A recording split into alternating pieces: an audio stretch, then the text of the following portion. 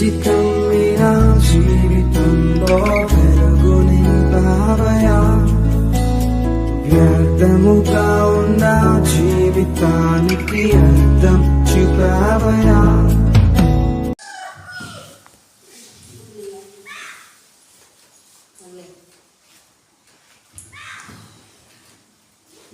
దేవునికి మహిమా ఘనత ప్రభావములు యుగయుగములు కలుగునగాక. ఆమేన్. కూడి వచ్చిన అందరికీ ప్రభునామములు శుభములు వందనములు తెలియజేయుచున్నాను. సమయములు నిజముగా మనందరికీ తలపడిన విధముగా ఈ యొక్క క్రైస్తవ జీవితంలో జీవిస్తున్న మనం ఈ క్రైస్తవ్యంలో బలహీనతల నుంచి విడుదల పొందుకొని కొన్ని విషయాల్లో మనము సరి చేసుకొని ముందుకు సాగవలసిన వారిపై ఉన్నాము కనుక ఈ సమయంలో మీ అందరికీ తెలుపబడిన విధముగా యూదా పత్రికను ధ్యానించుకుందాం. ఆ పత్రిక యొక్క ముఖ్య ఉద్దేశమును, ఆ పత్రికలో ఉన్నటువంటి గొప్ప భావమును తెలుసుకొని ఈ దినము రేపటి దినమున ఈ 2 దినాల సమయములు ఆ పత్రికలో దేవుని యొక్క ఉద్దేశము ఏమై ఉన్నదో, ఎందుకొరకు ఆ పత్రికను రాయించి ఉన్నాడు మనం తెలుసుకొని దీని మీద దేవుడు మనకు అవగాహన కలిగించిన కొద్దీ, మనకు దేవుడు నేర్పించిన కొలది నేర్చుకొని ముందుకు సాగుదాం. ప్రారంభంగా ఈ యొక్క పత్రికను గురించి మీరు వినేటప్పుడు ఆలోచించండి. ఏది కూడా ఆలోచించాలి. ఇక్కడ ఏదో మనం ఏదో చెయ్యాలని నేను మిమ్మల్ని అందరినీ రమ్మలేదు, కానీ సత్యమును తెలుసుకోవాలి. సత్యము తెలుసుకోవాలి. ఎందుకు సత్యం తెలుసుకోవాలంటే, సత్యము ఎప్పుడైతే మనుషులు తెలుసుకుంటారో అప్పుడు లోకానికి వ్యతిరేకంగా నిలబడతాం. బాగా లోకానికి వ్యతిరేకంగా నిలబడతాం. ఎప్పుడైతే లోకానికి వ్యతిరేకంగా నిలబడతామో అప్పుడు దేవుని ఉద్దేశాలు జరిగిస్తాం. లోకానికి వ్యతిరేకంగా నిలబడినంత కాలం దేవుని ఉద్దేశాలు జరిగించలేదు. ఎలా ఉంటామంటే లోకముతో కలిసి దేవుడితో నడుస్తుంటాం. చెప్పిన మాట అర్థమవుతుందమ్మా? లోకముతో కలిసి దేవుడితో నడుస్తుంటాం. లోకముతో కలిసి దేవుడితో నడవటం ఏమిటంటే, లోకము మనలో ఉంటుంది, మనము దేవుడిలో ఉంటాం. లోకం ఎవరిలో ఉంటుంది? మనలో ఉంటుంది, మనము దేవుడిలో ఉంటాం. ఇప్పుడు మనకు దేవుడిలో ఉన్నట్ట కానట్ట? బాగా అర్థం చేసుకోండి. లోకము మనలో ఉంటుంది, మనము దేవుడిలో ఉంటాం. ఇప్పుడు మనము దేవుడిలో ఉన్నట్ట లేదట? మనము దేవుడిలో ఉన్నట్టే. చెప్పేది అర్థం చేసుకోండి. ఇక్కడ ఏది నేను వాక్యం చెప్పను, ఈరోజు అంతా మనము నేర్చుకుందాం కొన్ని విషయాలు. లోకం ఎవరు ఉంటుంది?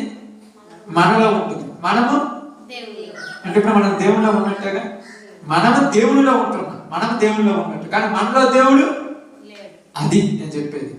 మనము దేవుడిలో ఉంటున్నాం, మనలో దేవుడు లేడు. ఇప్పుడు మనలో దేవుడు లేనప్పుడు మనం దేవుని వారిని కాము.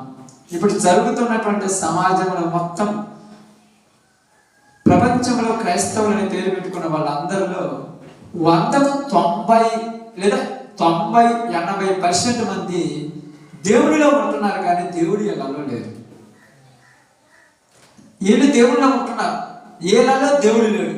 అందుకే దేవుడిలో ఉంటున్న వీళ్ళు లోకం పనులు చేస్తారు. దేవుడిలో ఉంటున్న వీళ్ళు ఏ పనులు చేస్తారు? లోకం పనులు చేస్తారు. ఎందుకు లోకం పనులు చేస్తున్నారంటే, ఎలా లోకం ఉంది కాబట్టి. అది ఎలా లోకం లేకపోతే చేయరు. కాబట్టి ఇప్పుడు ఈ పత్రిక యోధా రాశారు. మొట్టమొదటి మీకు యోధా ఎవరంటే యేసు ప్రభు యొక్క సహోదరుడు. మొత్తము 6 మంది యోధాలు బైబిల్లో కనపడతారు. ప్రారంభంలో ఒక యోధా కనపడతాడు, తర్వాత ఇస్కరియోతు యోధా అనే ఒక యోధా కనపడతాడు. ప్రారంభంలో యోధా అంటే ఎవరు? యాకోబు యొక్క కుమారుడు యాకోబు. ఇశ్రాయేలు కదా, వాళ్ళలో ఏమంటారు? రేమోను, సిమ్యోను, లేవి, యోధా గోత్రం ఉంటారు. ఆ యోధా తర్వాత మనం కనపడినప్పుడు వచ్చినప్పుడు చూస్తే ఇక్కడ ఇస్కరియోతు యూదా, యేసు ప్రభు వారిని అప్పగించినటువంటి యూదా. తర్వాత మనం చూస్తే శిష్యులలో ఒక యూదా ఉంటారు, శిష్యులలో ఒక యూదా. తర్వాత చూస్తే ఇంకొక వ్యక్తి అపోస్తుల కార్యంలో కనపడతాడు, యూదా అనేటువంటి ఒక వ్యక్తి కొంతమందిని ప్రేరేపించి వాళ్ళను తనతో కూడా నిలబెట్టుకొని వస్తూ ఉంటాడు. తర్వాత ఈ యొక్క యూదా. కాబట్టి వీళ్ళందరిలో ఈ పత్రిక రాసిన యూదా ఎవరంటేనా యేసు ప్రభు యొక్క సహోదరుడు. యేసు ప్రభు సహోదరుడు అంటే ఎవరంటే యాకోబు సహోదరుడు రాయబడింది ఇక్కడ. ఎలాగంటే మీరు బైబిల్ గ్రంథం నుంచి మత్తయి సువార్త 13వ అధ్యాయము 55వ వచనం ఒకసారి చూస్తే అక్కడ రాయబడిన మాట. మత్తయి సువార్త 13వ అధ్యాయం 55వ వచనం.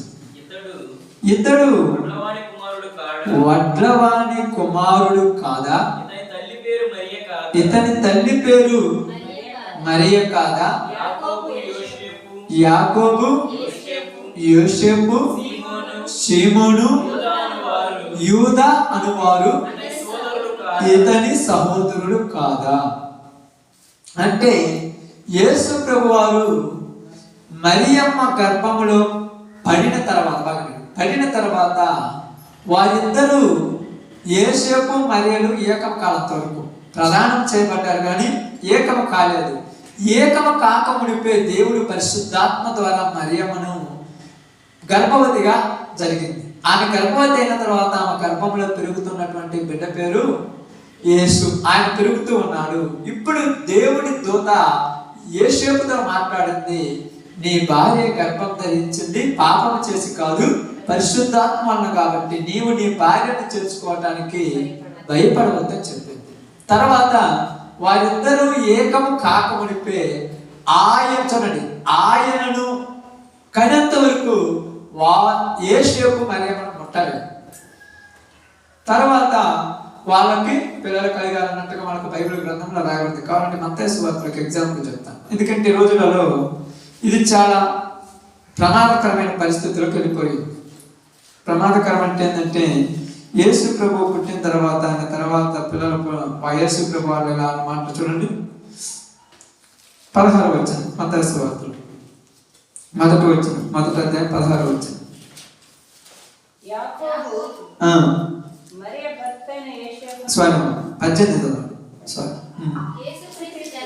యేసుక్రీస్తు జనన విధం ఎట్లనగా ఆయన తల్లి అయిన మరియ యోసేపునకు ప్రదానం చేయబడిన తర్వాత వారి ఏకమ కాకమునకు ఆమె పరిశుద్ధాత్మ వలన గర్భవతిగా ఉండెను.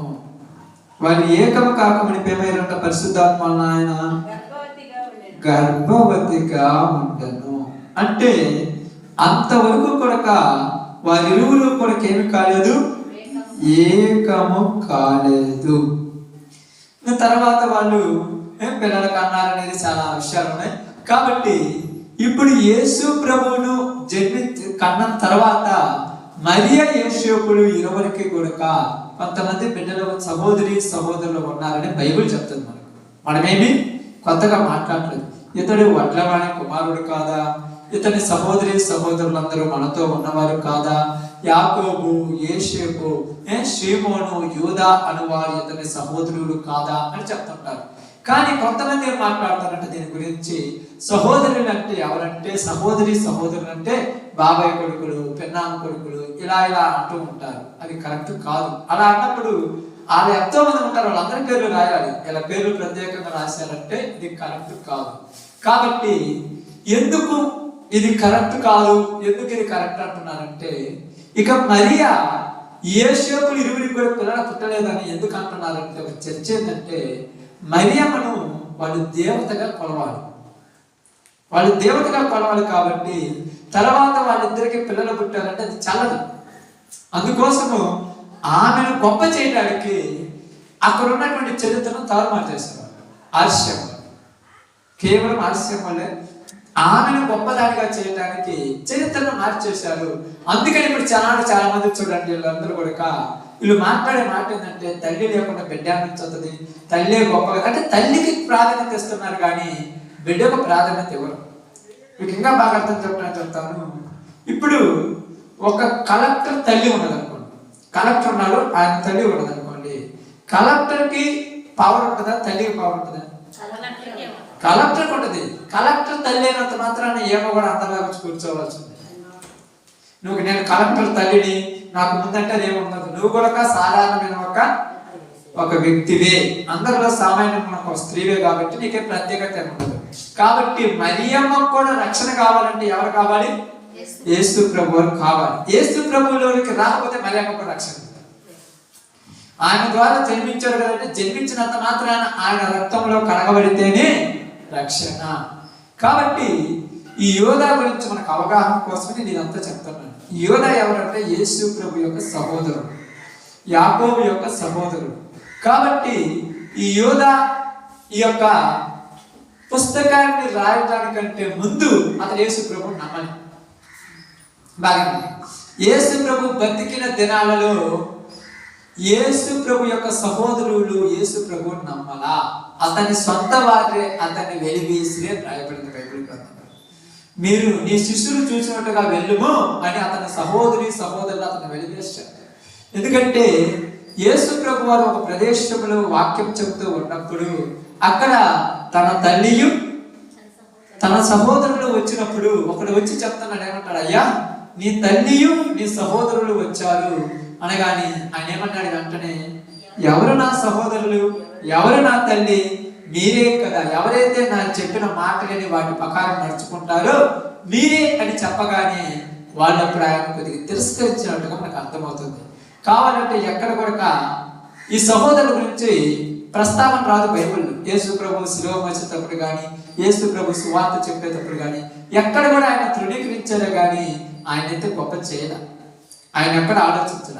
అయితే మరి ఎప్పుడు నమ్ముకున్నారంటే యేసు ప్రభు చనిపోయాడు కదా, చనిపోయి తిరిగి లేచిన తర్వాత అప్పుడు నమ్మారు. నమ్మి వీళ్ళు కూడా ప్రయాసపడ్డారు దాని కొరకు. ఎక్కడ ఉందంటే అర్థం కొట్టడానికి మీకు చెప్తాను. అపోస్తలుల కార్యం 1వ అధ్యాయము 11 నుంచి ఒకసారి చూడండి, అర్థం చేసుకోవడానికి ప్రయాసపడండి. అపోస్తలుల కార్యం 1వ అధ్యాయం 11 నుంచి.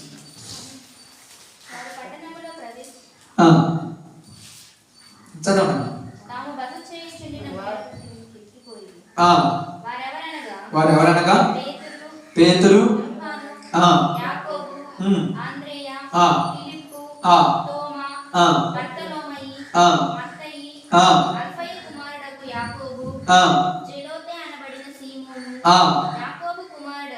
యాకోబు కుమారుడు యూదా. ఇక్కడ యాకోబు కుమారుడు అనే మాట కింద ఏమని ఇచ్చాడు ఫుట్పాత్లో?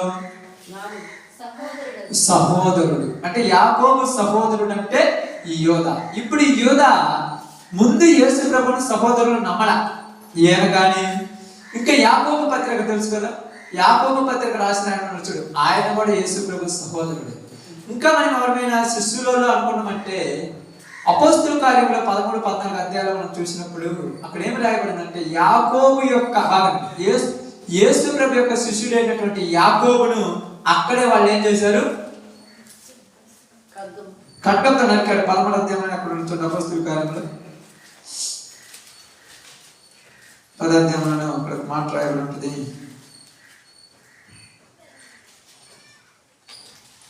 చూడండి 12వ అధ్యాయం 2వ వచనం. యోహాను సహోదరుడైన యాకోబును ఖడ్గంతో చంపించి. ఇక్కడ యాకోబు చనిపోయాడు. ఎప్పుడు చనిపోయాడు ఆయన? అప్పుడే చనిపోయాడు, ప్రారంభంలో చచ్చిపోయాడు. ఈ యాకోబు పత్రిక రాసింది చాలా రోజుల తర్వాత. కాబట్టి వీళ్ళు సువార్త జరిగించేటప్పుడు యాకోబు చనిపోయాడు కాబట్టి ఆయన రాయటానికి లేదు. ఈయన యేసు ప్రభు యొక్క సహోదరుడు. ప్రతిదీ మీరు గుర్తుపెట్టుకోవాలి. కాబట్టి ఇప్పుడు ఈ యోధా పత్రిక రాసిన ఆయన ఈ యాకోబు యొక్క సహోదరుడు, యేసు ప్రభు యొక్క సహోదరుడు. ఇక రెండోది మనం అర్థం చేసుకుంటే ఈ యొక్క యోధా అనే మాటకు అర్థం ఏమిటంటే స్తుతి. యోధా అంటే అర్థం ఏమిటి? స్తుతి కలుగును కాక, దేవుడికి స్తుతి కలుగును కాక. కానీ యోధా అనే మాటకు స్తుతి అని పేరు వస్తుంది, అర్థం వస్తుంది కదా. మరి ఎందుకు అందరూ యోధాని పేరు పెట్టుకోరు? ఎక్కువ మంది ఎందుకు పేరు పెట్టుకోరంటే యేసు ప్రభువును అప్పగించినటువంటి ఆ ఇస్కారియోతు యోధా అనే పేరు కూడా పెట్టుకోరు చాలా మంది. పాపం కావాలంటే చూడండి, ఇశ్రాయేలు పెట్టుకుంటాడు, లేకపోతే మోషే పెట్టుకుంటాడు, అబ్రహాం అంటాడు, దావీదు అంటాడు, ఇంకా పోతే సౌలని పెట్టుకుంటాడు, పావులని పెట్టుకుంటాడు, ఇలా పెట్టుకుంటాడు. కానీ యూదాని పెట్టుకోవడానికి కారణం ఏంటంటే ఆయన అప్పగించాడు కాబట్టి ఆ పేరు మాకు వద్దు అంటే. పేరు పెట్టుకున్నంత మాత్రానికి ఉపయోగం కాదు, కానీ అక్కడ అర్థం ఏంటంటే ఇలా మనసులో అది పడిపోయింది. కాబట్టి ఇక్కడ బైబిల్ తెలియని వాళ్ళు ఏమనుకుంటారంటే యూదాని కానీ ఒక ఆయన అనుకుంటారు. అలా ఏం కాదు. ఇప్పుడు పేర్లు ఉంటాయి, మీ పేరు అనుకోండి, పేరు పెట్టినంత మాత్రం నా పేరు వెంకటేశ్వరరావు పెట్టారు, మనోళ్ళు నేను అప్పటి ఉంది. ఎంతమంది ఉన్నారు కదా, చాలా మంది కుప్పలు ఉన్నారు. అంటే ఇప్పుడు ఏంటంటే నేను ప్రత్యేకించబడాలంటే నా గురించి చరిత్ర తెలియాలి. ఇప్పుడు ఈయన గురించి చరిత్ర ఏంటంటే ఈయన యోసేపు మరియలకు యేసు ప్రభు వారిని జన్మించిన తర్వాత వారందరూ ఏకమైన తర్వాత పుట్టిన సంతానము.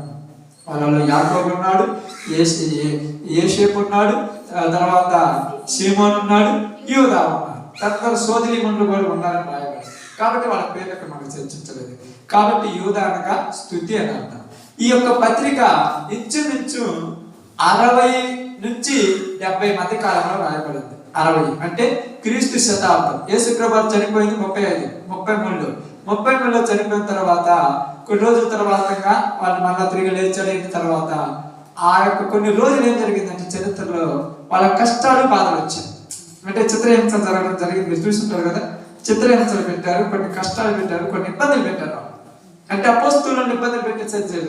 ఆ తర్వాత ఈ చరిత్ర జరిగింది. కాబట్టి యూదా అనేటువంటి పత్రిక 60 నుంచి 70 మధ్య కాలంలో రాసి ఉండవచ్చు. తర్వాత ఈ యొక్క యూదా పత్రిక రాసినటువంటి భాష గ్రీకు భాషలో రాశారు. ఎప్పుడు కూడా మీరు బాగా గమనించి ఆలోచించండి. ఆదిమ గ్రీకు భాషలో, అంటే కొత్త నిబంధన మొత్తం కూడా గ్రీకు భాషలో రాయబడింది. పాత నిబంధన అరబిక్ ఈ భాషలో రాయబడింది. కాబట్టి కొత్త నిబంధన ఎక్కువ శాతం గ్రీకు భాషలో రాయబడింది. ఇది గ్రీకు భాషలో రాయబడినటువంటి పత్రిక. తర్వాత మనం చూసినప్పుడు ఆలోచించినప్పుడు ఈ యొక్క యూదా పత్రికను అసలు నేను ఎందుకు రాశాడు, అసలు రాయాల్సిన ఉద్దేశం ఏంటి? ఇప్పుడు ఒక పత్రిక ఒక మనిషికి రాయించాలంటే దాని వెనక పరమార్థం ఉంటుంది. ఓరకని ఎవరెవరు రాయగలరు. దానికి ఇప్పుడు మీ పిల్లలు ఉన్నారనుకోండి, వేరే ఊళ్ళో ఉన్నారనుకోండి, మీకు ఓరకనే ఫోన్లు చేయరు, అవసరం ఉంటేనే ఫోన్ చేస్తారు.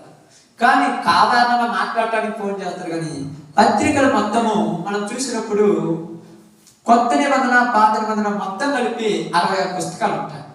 39 పుస్తకాలు పాత నిబంధన, 39 పుస్తకాలు పాత నిబంధన, మిగతా 27 పుస్తకాలు క్రొత్త నిబంధన. ఈ క్రొత్త నిబంధనలో 4 సువార్తలు ఉన్నాయి. సువార్తలన్నీ 4 ఉన్నాయి. తర్వాత 1 అపోస్తుల కార్యములు, 1 అపోస్తుల కార్యములు. చివరిలో ఒకటి ఉంది ప్రకటన గ్రంథం. ఈ తప్పించి మిగతాయన్ని పత్రికలే. బాగా బైబిల్ మీరు అర్థం చేసుకోవాలి. సువార్తలు, అపోస్తుల కార్యములు, ప్రకటన గ్రంథం తప్ప రోమిలకు రాసిన పత్రిక నుంచి యోధా దాకా మొత్తం పత్రికలే. రోమిలకు రాసిన పత్రిక, కొరింథీయులకు రాసిన మొదటి పత్రిక, రెండవ పత్రిక, గలతీయులకు రాసిన పత్రిక, కొలస్సీలకు రాసిన పత్రిక, ఎఫెసీయులకు రాసిన పత్రిక, ఫిలిప్పీయులకు రాసిన పత్రిక, మొదటి దశలోనిక, రెండవ దశలోనిక, మొదటి తిమోతి, రెండవ తిమోతి, పేతురు రాసిన మొదటి పత్రిక, రెండవ పత్రిక, హెబ్రీయులకు రాసిన పత్రిక, యాకోబు రాసిన పత్రిక, ఇవన్నీ మళ్ళా యోహాను మొదటి పత్రిక, రెండవ పత్రిక, ఇవన్నీ పత్రికలు. ఎందుకంటే వాళ్ళని యొక్క ఉద్దేశించి సంఘాలలో కొంతమందికి రాయాల్సి వచ్చింది ఉత్తరాలు. చెప్పిపోయారు. మొదటి సంఘాన్ని పాఠపరిచారు, నిలబెట్టారు, పోయారు. పోయిన తర్వాత ఏం జరిగిందంటే సంఘంలో గలిబిలు వచ్చేసి, గలిబిలు వచ్చిన మళ్ళీ అంత దూరం ఉండాలి, ఇంత దూరం రావాలంటే ఈ రోజు అంటే తప్పకుండా బండి వేసుకోనో, విమానం మీద ఎక్కువ, హెలికాప్టర్ ఎక్కువ, ట్రైన్ వేసుకో, ట్రైన్లోనో, బస్సులోనో, బైక్ మీద వెళ్ళిపోతుంటారు. కానీ ఆ రోజులు అలా ఉండేది కాదుగా. కాబట్టి అవి ఏం చేసేవాళ్ళు ఉత్తరాలు రాసి పంపించారు. ఇది ఎంతెందుకు మనకు అంటే మీరు చిన్నపిల్లల కాలం అప్పుడు కనుక, ఇంకా నేను చిన్నపిల్లల కాలం వచ్చిన కనుక అప్పుడు కూడా టెలిఫోన్లు రాలేదు. అప్పుడు ఏదైనా ఎవరైనా చనిపోయారు అనుకో, ఉత్తరం రాసి పంపిస్తే, ఏమైనా మనిషి చనిపోయినప్పుడు రాసి పంపిస్తే అది దినానికల్లా చేయలేదు. ఇక్కడ దూర ప్రాంతాలకు పంపించినప్పుడు ఇప్పుడు భద్రావతి కానీ, లేకపోతే ఇక్కడ హుబ్లీ కానీ, బెంగళూరు కానీ, ఇంత దూర ప్రాంతాలకు పోవాలంటే అది 3-4 రోజులు ప్రయాణం అయ్యేది. అక్కడ పోయేవాది, మళ్ళా ఇక్కడికి వచ్చి వాళ్ళు ఇక్కడికి వచ్చేలోపు అంత అయిపోయి ఉండేది. కానీ అలా ఉన్న పరిస్థితులు వెంటనే పోవడానికి లేదుగా. అప్పటికి పౌలు గారు రోజు ప్రయాణాలు అనేవి నెలల ప్రయాణం చేశాడు. 6 నెలలు, 8 నెలలు, సంవత్సరము, 3 నెలలు, నెలల ప్రయాణం అయింది. ఇప్పుడు అక్కడ నుంచి కరెక్ట్గా రావడానికి లేదు. కాబట్టి వెంటనే ఉత్తరం రాసి ఎవరో వచ్చి పంపించేవాళ్ళు. నేను అంటే రాలేకపోతున్నాను, నువ్వు వెళ్ళి ఆ ఉత్తరం వాళ్ళకి పంపించి వాళ్ళ సంఘంలో చదివించి, వీళ్ళు చదివిన తర్వాత మళ్ళా కొలసీలో చదివించండి, అక్కడ చదివిన తర్వాత మళ్ళా కొరింథీయులకు పంపించండి, కొరింథీయుల తర్వాత మళ్ళా తెస్సలోనికీయులకు అందరికి పంపించి ఉత్తరాన్ని వాళ్ళకి చదివించమన్నాడు. అలాగా ఈ యూదా ఎందుకు ఈ ఉత్తరం రాయాల్సి వచ్చిందంటే తన మనసులో ఒక ఉద్దేశం కలిగి ఉన్నది. యూదా మనసులో ఏ ఉద్దేశం కలిగిందంటే మనం బాగా అర్థం చేసుకున్నప్పుడు ఒక విషయం మనం చెప్పబడినప్పుడు ఏమనంటే, దేవుడు ఆ పత్రికను యూదా మనసులో ప్రేరేపణ కలిగించి రాయించాడు. ఎవరికి రాయించాడు? ఇప్పుడు మనం అర్థం చూడండి. అక్కడ చదివినప్పుడు యేసుక్రీస్తు దాసుడును యాకోబు సహోదరుడైన యూదా చెప్పాడు కదా. యేసుక్రీస్తు యొక్క దాసుడు అంటే నేను సహోదరుని చెప్పుకోలేను కాబట్టి అందరం యేసు ప్రభుకి ఏమైనాము, అందరం దాసులే. విత్ మరియమ్మ కూడా అర్థం చేసుకోవాలి. మరియమ్మ కూడా యేసు ప్రభుకి ఏంటిది? దాసురాలు. ఏమంటాడు? నీ దాసురాలు అని మాట్లాడు. దోత వచ్చినప్పుడు నీ దాసురాలుతో దయాప్రాప్తురాలా నీకు శుభము అన్నప్పుడు నేను నీ దాసుడిని, నీ దాసురాలు. కాబట్టి అందరూ దాసులే. సహోదరులైన ఒక తల్లి గర్భంలో నుంచి వచ్చినా ఇక్కడ ఆయన దేవుని స్వరూపం కలిగిన వాడు కాబట్టి, దేవుని యొక్క ఆంతర్యం కలిగిన వాడు కాబట్టి అందరూ దాసులమే. మన అందరం ఆయన దాసులమే. అందుకని ఇక్కడ మనసుల్లో వ్యత్యాసాలు ఉండవు. వ్యత్యాసాలు మనం పెట్టుకుంటాం, మేము తారతమ్యాలు మనం పెట్టుకుంటాం, తక్కువ ఎక్కువ మనం అనుకుంటాం, స్త్రీ పురుషులని మనం అనుకుంటాం. దేవుళ్ళు ఏమి లేవు, అందరూ దాసులు దాసులు. ఓకే, కాబట్టి యేసుక్రీస్తు దాసుడునైనా యూదా. యూదా ఎవరో మీకు చెప్పాను ఇప్పుడు దాకా 20 నిమిషాలు చెప్పాను. కాబట్టి తర్వాత మనం చూసినప్పుడు తండ్రి అయిన దేవుని యందు ప్రేమింపబడి యేసుక్రీస్తు నందు భద్రమ చేయబడి పిలువబడిన వారికి శుభమని చెప్పి రాయినది. ఇప్పుడు ఎవరికి రాస్తున్నాడు ఇది? తండ్రి అయిన దేవుడు ప్రేమించాడు. ఎవరిని ప్రేమించాడు దేవుడు? ఇప్పుడు చెప్పండి దేవుడు ఎవరిని ప్రేమించాడు? ఎవరిని ప్రేమించాడమ్మా? ఆమేన్. అందరిని ప్రేమించాడు. దేవుని యందు ప్రేమింపబడి యేసు ప్రభువునందు భద్రం చేయబడి. యేసు ప్రభువునందు ఎవరికి భద్రం చేయబడింది? భద్రం చేయబడింది ఎవరు? యేసు ప్రభువులు ఆయన యొద్దకు వచ్చిన వారు, ఆయన చేత ఏర్పరచబడిన వారు. పరిశుద్ధాత్మ ఎవరికి భద్రంగా ఉంటుందంట, ఎవరికి కాపుదలగా ఉంటుందంట? పరిశుద్ధాత్ముడు ఎవరికి కాపుదలగా ఉంటాడు? ఆమేన్. ఆయన రక్తంలో కడగబడి ఆయన ఇష్టాన్ని నెరవేరుస్తున్న వారు పరిశుద్ధాత్ముడు ఏం చేస్తాడు? కాపుగా ఉంటాడు. ఎలాగంటే మీకు అర్థం కావడానికి బాగా ఆలోచించండి, గమనించండి.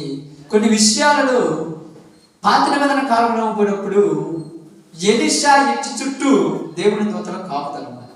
కొత్త నిబంధనలోకి వచ్చినప్పుడు అపోస్తలుడైన పౌలు గారు అంటున్నాడు, దేవుడే నన్ను కాపాడువాడు, నన్ను ఆయన భద్రం చేసుకున్నాడు, నన్ను ఎవడు ఏమీ చేయలేడు.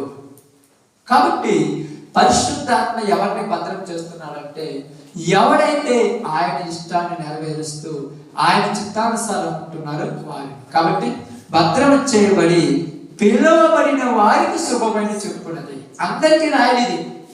పిలువబడిన వారికి, పిలువబడిన వారికి అంటే పిలిచిన వాళ్ళకు, రాణుల గురించి మాట్లాడతారు. పిలువబడిన వారికి ఏమంటున్నాడు? శుభమని చెప్పి రాస్తున్నాను. ఏమి రాస్తున్నాడో చూద్దాం. ఏమి రాస్తున్నాడు? మీకు కనికరమును సమాధానమును ప్రేమయు విస్తరించునుగాక. ఆమేన్. ఏం కావాలంటే వాళ్ళకు? కనికరము, సమాధానము, ప్రేమ. ఇది ఒక భాగం. మొట్టమొదట ఈ 2 వచనాలు ఒక భాగం. తర్వాత 3, 4 వచనాలు ఈ పుస్తకం యొక్క ఉద్దేశం. 3, 4 వచనాలు ఉద్దేశం అంటే తెలుసా? పుస్తకం మొత్తం ఏముందో 3, 4 వచనాలు రాయబడింది. ఇక మూడోది ఏంటంటే 5వ వచనం నుంచి 23వ వచనం దాకా ఒక భాగం. 5 నుంచి 23 దాకా ఒకే ఉద్దేశాన్ని చెప్తున్నాడు. నేను చివరగా పలికింది వందనాలు, శుభవచనం, కృతజ్ఞత. ఇది మొత్తము 3 పాయింట్లలో అయిపోయింది అంతే. 25-26 వచ్చిన చివరిలో అందరికి వందనాలను చెప్పేసాను. ఇప్పుడు ముఖ్య ఉద్దేశం ఏంటంటే ఇక్కడ మొట్టమొదటి ఎవరికి రాసినాడో చెప్తున్నాం. అందరికీ రాయలా. అందరికీ అనుకోవటం తప్పు, కొందరికి అనుకోవటం కరెక్ట్. ఆ కొందరు ఎవరంటే పిలవబడిన వారికి. ఎవరు పిలవబడిన వాళ్ళు అంటే అందరూ పిలవబడిన వాళ్ళు. అందరూ పిలవబడిన వారు. చూడండి అక్కడ ఏం రాయబడింది? భద్రమ చేయబడి పిలవబడిన వారికి. ఇప్పుడు బైబిల్ ఏం చెప్తుందంటే విందు చేయబడింది. పిలవబడిన వారు పిలవబడిన వారు అందరూ, మరి వచ్చిన వారు పిలవబడిన వారు అందరూ ఉన్నారు. వాళ్ళల్లో కొందరు ఏర్పరచబడిన వారు. పిలవబడిన వారు ఎందరో, ఏర్పరచబడిన వారు కొందరే. అనేకులు పిలవబడి కొందరికి ఏర్పరచబడ్డారు. కాబట్టి ఇక్కడ పిలవబడ్డాడు. యేసు ప్రభు రక్తములో కడగబడి బాప్తిస్మం ద్వారా దేవుని సన్నిధిలో ఉన్న ప్రతి వారికి రాస్తున్నాడు. ప్రతి వారికి రాస్తున్నాడు. మిగతా వాళ్ళకి అర్థం కాదు. అర్థం ఎందుకు కాదంటే ఈ పత్రికలో ఉన్న ఉద్దేశాన్ని మీరు అర్థం చేసుకున్నప్పుడు అర్థమవుతుంది. ఇది మనకే రాశాడు, వాళ్ళకి రాయలేదు. మనకెందుకు రాశాడంటే అక్కడ అంటున్నాడు, ఆయన మాట్లాడుతున్నాడు చూడండి. ప్రియులారా, మనకందరికీ కలిగడి రక్షణను గురించి నీకు రాయవలనని విశేష ఆసక్తి గలవాడినై ప్రయత్నపడుచుండగా పరిశుద్ధులకు ఒక్కసారి అప్పగింపబడిన బోధ నిమిత్తము మీరు పోరాడవలనని మిమ్మును వేడుకొనుసు మీకు రాయవలసి వచ్చను. నేను రాయాలనుకుంది ఒకటి, నేను రాసింది బాగా అర్థం చేసుకోండి. నేను రాయాలనుకున్నది ఒకటి, పెన్ను తీసుకున్నాను, పేపర్ తీసుకున్నాను, ఈ యొక్క పత్రిక నేను రాయాలనుకున్నాను. యోధ రాయాలనుకున్నాడు. ఏమని రాయాలనుకున్నాడు అంటే పరిశుద్ధుల అందరికి ఏమన్నాడు, మనకందరికి కలిగడి రక్షణ, యేసు ప్రభు రక్షణ గురించి రాయాలని ప్రారంభించాలన్నమాట. బాగా ఆలోచించండి. యేసు ప్రభు రక్షణ గురించి. రక్షణ అంటే తెలుసుగా, పాపములో ఉన్న మీరందరూ కూడా పాపముల నుంచి విడుదల పొంది దేవుని బిడ్డలుగా మారమని రక్షణ గురించి నేను రాయాలని ఉండగా, అయితే ఏది రాయవలసి వచ్చను? నేను ఏది రాశాను? ఏది రాసినట్టు ఆయన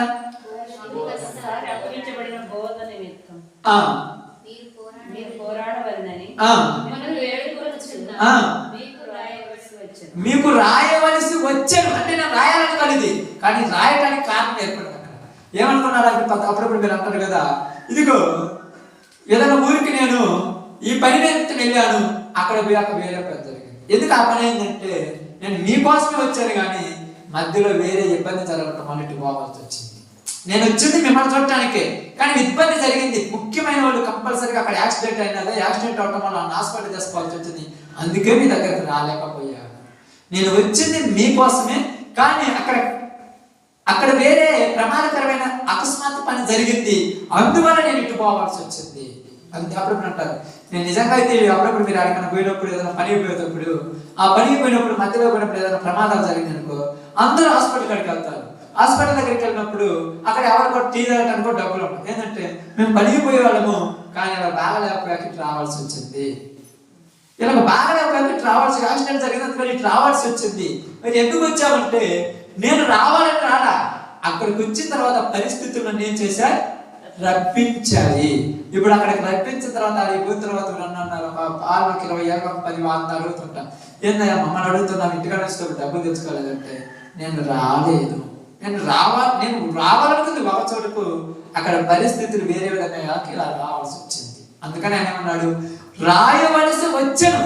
నేను రాయాలనుకోలేదు, కానీ రాసేటువంటి పరిస్థితి నాకు వచ్చింది. నేను మామూలుగా ఏం రాయాలనుకున్నాను అంటున్నాడు ఆయన. ఏం రాయాలనుకుంటున్నాడు? రక్షణ గురించి రాయాలనుకున్నాడు. రక్షణ గురించి అందరూ రాశారుగా, నేను కూడా రాయాలనుకున్నాను, ఎంతో రాయాలనుకున్నాను, కానీ నా చేత పరిశుద్ధాత్ముడిది రాపించాడు, దానికి నేను బాధ్యుని. ఇది ఎవరు రాశారనుకున్నాడు? పరిశుద్ధాత్ముడి నా చేత రాయించాడు. నన్నేం చేయమంట?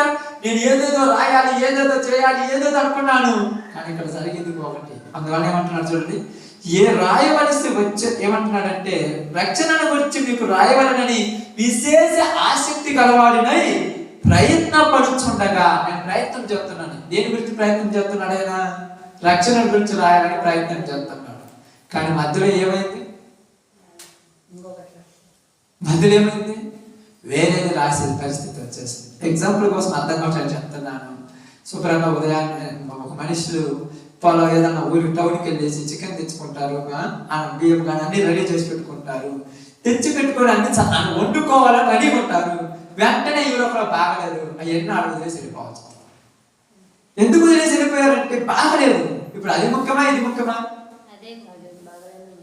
బాగలేదు ముఖ్యం కదా, తినేది ముఖ్యం కాదు కదా, ఇప్పుడు వండేది ముఖ్యం కాదు కదా. ఇప్పుడు మీరు అన్ని సిద్ధం చేసుకున్నారు. ఇప్పుడు ఏమన్నాడు? విశేష ఆసక్తి గలవాడినే ప్రయత్నపడుతుండగా అల్లం తెచ్చుకున్నారు, కొత్తిమీర తెచ్చుకున్నారు, బియ్యం తెచ్చుకున్నారు, కావాల్సిన అన్ని తెచ్చుకున్నారు, అన్ని ప్రిపేర్ చేసుకున్నారు, మొత్తం రెడీ చేసుకున్నారు, మిక్సీ పట్టుకున్నారు, అంతా రెడీగా ఉంది. ఒక పక్క చికెన్ తెచ్చుకొని మొత్తం రెడీ చేసుకున్నారు. వెంటనే పిల్లోడికి కింద పడ్డాడు, కాలేదు, యాక్సిడెంట్ అయింది, అయ్యో ఇబ్బందులు పడుతున్నారు. కానీ వీటన్నిటిని పక్కన పెట్టేసిన కాస్ట్ వచ్చింది. ఇప్పుడు ఎవరైనా వచ్చి కొబ్బరి మునిగిపోయి అన్నట్టు ఉరికెత్తిన ఏమైంది, ఎన్ని బాగుంటే వచ్చిన వాళ్ళు అంటారా? ఇప్పుడు వాడి కాలు ఒక పిల్లవాడికి కింద పడి కాలు అయిపోయి యాక్సిడెంట్ అయిపోయి హాస్పిటల్లో ఉంటే నువ్వు శుభ్రంగా ఇంట్లో కూర్చొని ఇవన్నీ రెడీ చేసుకుంటుంటే చూసే వాళ్ళు ఏమంటారు? అసలు అంత జరుగుతుంటే నీకు ఎలాగే చేసుకోబుద్ధి అవుతుంది? ఇప్పుడు యూదా పరిస్థితి కూడా అలా వచ్చేసిందమ్మా. కావాలని ఆయన రాయలా, ఆయన పరిస్థితి అలా తెప్పించేసింది. నేను రక్షణ గురించి రాయాలని విశేష ఆసక్తి కలిగి నేను ప్రయత్నం చేస్తున్నాను. ఎలా రాయాలి, ఏమి రాయాలని ప్రయత్నిస్తుంటే నా మైండ్లోనికి, నా ఆలోచనలోనికి దేవుడు వేరే తెప్పించాడు. అది ఏమి తెప్పించాడంటే చూడండి, ఏమి తెప్పించాడంట? ఏలియనగా ఏమి తెప్పించాడు? పరిశుద్ధులకు ఒక్కసారి అప్పగించబడిన బోధ. ఆమేన్. ఏంటిదంట? ఎవరికి అప్పగించబడింది బోధ? అందరికి అప్పగించబడలా, పరిశుద్ధులకు ఒక్కసారి అప్పగించబడిన బోధ ఇది. ఈ బోధ ఏమైందంట?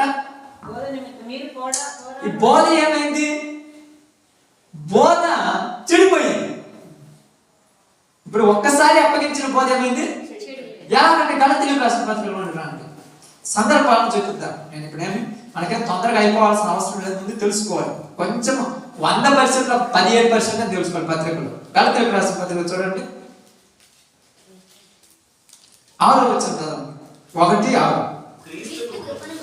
క్రీస్తు కృపను బట్టి మిమ్మును పిలిచిన వారిని విడిచి భిన్నమైన సువార్త తట్టు మీరెంత త్వరగా తిరిగిపోవుట చూడగా నాకు ఆశ్చర్యమగుచున్నది. అది మరి ఒక సువార్త కాదు గాని క్రీస్తు సువార్తను చెరపగోరి మిమ్ము కలవరపరచువారు కొందరున్నారు. చూడండి, మేము మీకు ప్రకటించిన సువార్త గాక మరి ఒక సువార్తను మేమైనను పరలోకం నుండి వచ్చిన ఒక దూతైనను మీకు ప్రకటించిన ఎడల అతడు శాపగ్రస్తుడు అవును గాక. మేమిది వరకు చెప్పిన ప్రకారం ఇప్పుడు మరలా చెబుతున్నాను, మీరు అంగీకరించిన సువార్త గాక మరి ఒకటి ఎవడైనను మీకు ప్రకటించిన ఎడల వాడు శాపగ్రస్తుడు అవును. ఇప్పుడు నేను మనుషుల దయన సంపాదించుకొని చూచుచున్నానా, దేవుని దయన సంపాదించుకొని చూచుచున్నానా? నేను మనుషులను సంతోషపెట్ట కోరుచున్నానా? నేను ఇప్పటికీ మనుషులను సంతోషపెట్టిన వాడినైతే యేసు ప్రభువుకు దాసుడు కాకపోదు. ఏమంటున్నాడు? నేను ఒకసారి ప్రకటించాను సువార్త మీకు, అప్పుడు ప్రకటించినప్పుడు కూడా నన్ను ప్రేరేపించాడు, పరిశుద్ధాత్మని ప్రేరేపించాడు. ఇప్పుడు నేను వచ్చి అది తప్పని చెప్తే నన్ను కూడా మీరు నమ్మద్దంటున్నాడు. అదే మాట ఇక్కడ మాట్లాడింది. క్రీస్తు కృపను బట్టి మిమ్మల్ని పిలిచిన వాణ్ణి, మిమ్మల్ని పిలిచాడు. ఒక వ్యక్తి పిలిచాడు, మనల్ని పిలిచింది ఎవరు? ఎవరైనా పిలిచింది? బాగా మిమ్మల్ని పిలిచిన వాణ్ణి విడిచి భిన్నమైన సువార్తతో. ఎవరు మనల్ని పిలిచింది? దేవుడు పిలిచాడు. ఎవరి ద్వారా పిలిచాడు? యేసుక్రీస్తు వారి ద్వారా పిలిచాడు. ఏమని పిలిచాడు? భారత చేత అలసి సోసిన సమస్త జనులారా నా దగ్గరికి రండి, మీకు సంతోషాన్ని, నెమ్మదిని, ఆనందాన్ని ఇస్తాను. దేవుడు కుమారుడైన యేసు ప్రభు వారి ద్వారా మనల్ని పిలిపించాడు. ఇప్పుడు ఆ యేసు ప్రభు వారు వచ్చి పరిశుద్ధాత్మను పంపించి ఆత్మ ద్వారా ఇప్పుడు అందరినీ పిలుస్తున్నాడు. ఇప్పుడు పిలిచినప్పుడు పిలిచిన వారికి చెప్తున్నాడు, ఇదిగో మిమ్మల్ని పిలిచిన వారిని విడిచి అన్నాడు. ఏమన్నాడు? మిమ్ము పిలిచిన వారిని విడిచి భిన్నమైన సువార్త. భిన్నమైన అంటే భిన్నమైనది అంటే వేరేది, అది కాకుండా వేరేది. భిన్నమైన సువార్త తట్టు మీరు ఎంత త్వరగా తిరిగిపోవుట, త్వరగా ఎందుకు తిరిగిపోయారు? త్వరగా తిరిగిపోవడం అంటే కారణం ఏంది? త్వరగా అంటే ఏందమ్మా? తొందరగా. వెంటనే ఎందుకు నమ్మారు వీళ్ళు? బాగా అర్థం చేసుకోవాలి. యూదాను పరిశుద్ధాత్ముడు వరక ప్రేరేపించలా, జనముల పరిస్థితులు బట్టి ప్రేరేపించాడు. పరిస్థితులు అలా ఉన్నాయి కాబట్టి నువ్వు ఇది రాయాలి తప్పదన్నాడు. ఏంటంటే నేను ఇది రాయాలనుకుంటున్నాను, నువ్వు ఇది రాయమంటున్నావు అంటే వద్దు, నువ్వు ఇది రాయాల్సిందే. ఎందుకు రాయాలంటే నేను ఇన్ని రోజులు కష్టపడితే ఒకడు వచ్చి ఒక్కరోజే పాడు చేసుకుంటాడు. అప్పుడప్పుడు అంటారు చూడండి, ఒకడంట 2-3 సంవత్సరాలు లేదా 2-3 నెలలు కష్టపడి ఇల్లు కట్టాడు. ఒకడు వచ్చి ఒకరోజే పడగొట్టాడు. కట్టడం పెద్ద విషయం కాదు, పడగొట్టడమే కట్టడం పెద్ద కష్టం. ఈజీనా కష్టమా? చాలా కష్టం. మరి పడగొట్టడం ఎంత ఈజీ. పెద్దలు అంటారు సాగుతారు, తండ్రులకు నేను బావు దిగుతాడు, పిల్లలు వచ్చి గుడి చేస్తారు. గుడి చేయడం కష్టమా, తవ్వటం కష్టమా? చూసారుగా, బావులు చూసారుగా, ఎన్ని రోజులు బట్టి ఉంటాయి తవ్వటానికి?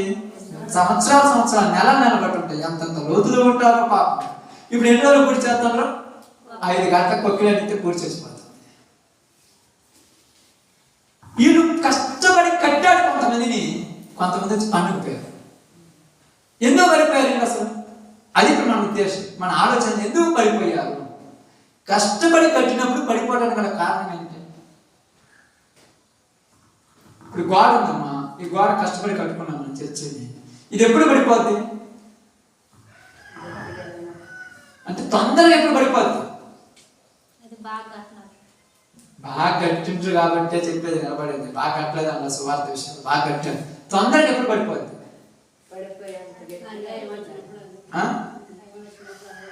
టైం వచ్చేదాకా లేదే, తొందరగా పడిపోయారు. తొందరగా పడిపోవడానికి కారణం